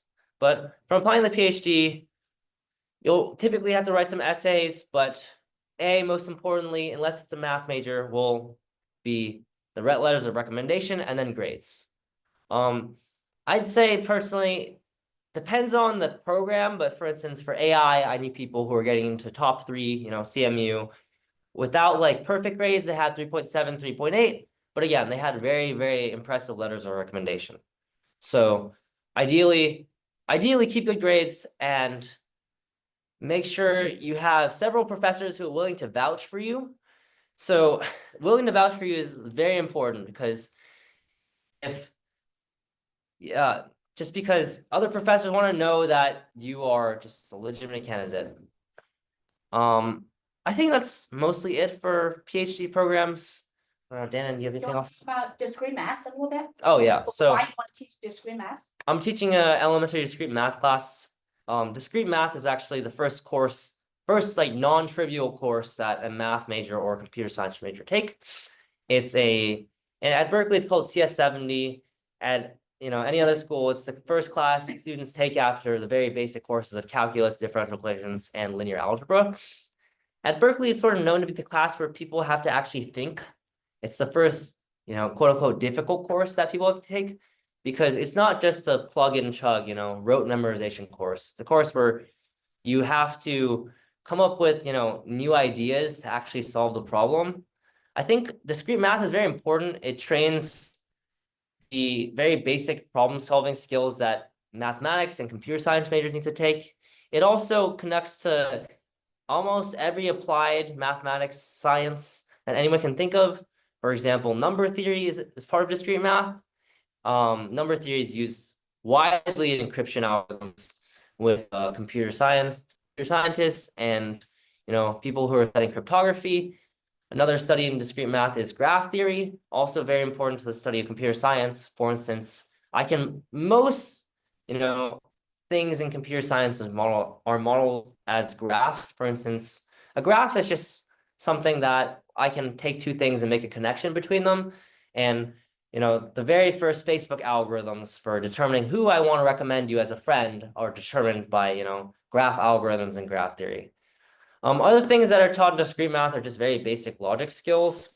These logic skills are very important in formalizing how we're going to talk about computer science and what algorithms are, what proofs are. These things are very important in actually building problem solving skills that students can apply in any way, because mathematics in particular just trains the brain in a very different way than any other subject. And B, these are actually very important skills in doing the things itself, not just like some sort of abstract problem solving skills, but things that actual computer scientists use at Google, Meta, Amazon every single day. So I think personally, I like teaching this class because it's really fun for the students, as it's something that the students have never really seen before. It's not something I learned in school. It's not something that most of you guys have learned in school, but typically a topic that's reserved for more advanced students and in college. And B, I think this is a very fundamental class in teaching problem solving skills, as well as skills that most like STEM majors will probably use in their further studies in mathematics, computer science, physics, etc. So I think it's a good class. I think everyone should learn discrete math, anybody interested in STEM, and I'll be teaching it on Sundays at 2:30. Yeah, so starting tomorrow, yeah, we only have one student, but we'll teach it. Yeah, it's good. And it's not overlapping, so don't ask me, oh, I'm 12th grade, here's 8th grade. It doesn't really matter. It's not covered by Common Core. Yeah, it's not taught in school. It's not taught in school. So that's the thing. And one of the Berkeley parents was joking with me, saying that, I brought the competitiveness to the peak because we're teaching college. So no, we're not focusing on competition math. This is mostly for A, developing problem solving skills, and B, developing a love of math. I think any sort of technical career you go into, anybody who has contributed in a very strong manner has a very, very strong math background. For instance, all the AI stuff, especially GPT, determining how to generate images. I'm sure you guys have seen AI videos. These are all based on very mathematical things like, for example, generating images is the diffusion algorithm, which is a mathematical physics concept that people have applied to AI to use to generate images. In GPT, they use concepts from statistical mechanics about entropy and randomness. So most of these very fundamental and revolutionary technical advancements have been from people who understand math and able to take the ideas from math and especially the problem solving skills from math and apply it to any sort of domain. So, that's why I personally believe that math education is very important. So You want to make it more fun, right? yeah. No It should be stress. fun, no stress. Competition math can give students a lot of stress. Yeah.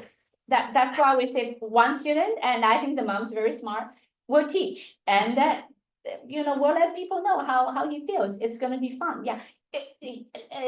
Coach Liam never gone through competition math. Never did AMC, never did OSP, whatever. AOPS? No, never done it. Never, no math league, and completely fine. The first student, elementary, or is the? Not the elementary school. The name is elementary, just basic discrete math. From 7th grade to 12th grade. And the exam, there's a little exam, and before we were saying 100%, now we find that some students make some silly mistakes. It's 80%. We have a little bit entry exam. Yeah, just to make sure there's some basic skills involved. Basic skills are okay. Like our summer camp, the Python, we also have exam, 80% of passing. Normally Sunday, right? Tomorrow, Tomorrow. starting tomorrow, What time? 2:30.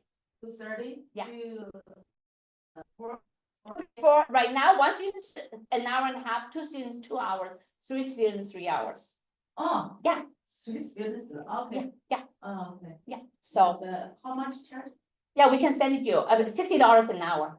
Oh, Yeah. $60. Yeah, you can calculate. Yeah, we can send you the link. Okay. Yeah. For the whole. Whole program, 36 hours. Oh, 60 hours. Yeah, Okay. yeah. Mhm. Okay, sounds Yeah. good. Yeah, but that's for 3 students, so yeah. Okay, very good. So I will take over. Thank you. Hopefully, it's clean. Yeah, so we have a good representative, Medora High School, college student, Coach Liam, and myself, right, as a parent. So this is all good. So last thing is for Cal parents and the college parents. If your students want to be trained on the internship, we have project-based internship and interview skills. A Tesla engineer will train our students, and that program will be announced. I will share with the Cal parents, okay? Or any other college parents who join online. Yeah. So, okay. So I know we're running out of time. Do you guys have any questions? We can stay here, answer questions. The internship about the biology? Yeah. What is what kind of? You mean in internship about biology? Okay. So that's our internship is online. It's not doing the lab work. Oh, the online? Yeah. Oh, online what they do? 他们做啥呢？ Okay, so I think we're done. Let me ask any questions from there. Okay.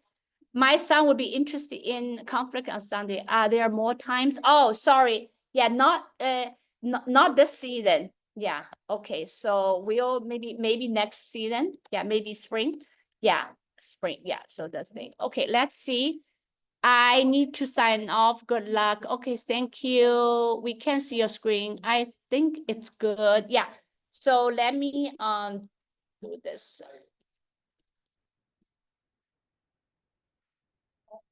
Yeah, parents are. Hold on. 哦，我记得了，第二季1年级。10年级啊。 Hi, can you keep us updated with the next season? Yes, we will. We will, if you sign up saying yes to our newsletter, we can send you information. If you said no, we cannot send the information. But I will put my information here. First is our email again. You receive the registration. And if folks are using the WeChat, you can use the WeChat. Okay. Or if you use WhatsApp, that's the phone number. And you can connect with us. And Okay. if you like it, give us a good Google review, okay? We'll send out the review. I appreciate it. Okay. Any questions online? Okay. Okay, then we're gonna sign off. Thank you for coming to us. Okay, really appreciate it. We'll send out the recording as well. Talk to you guys soon. Bye-bye. Okay.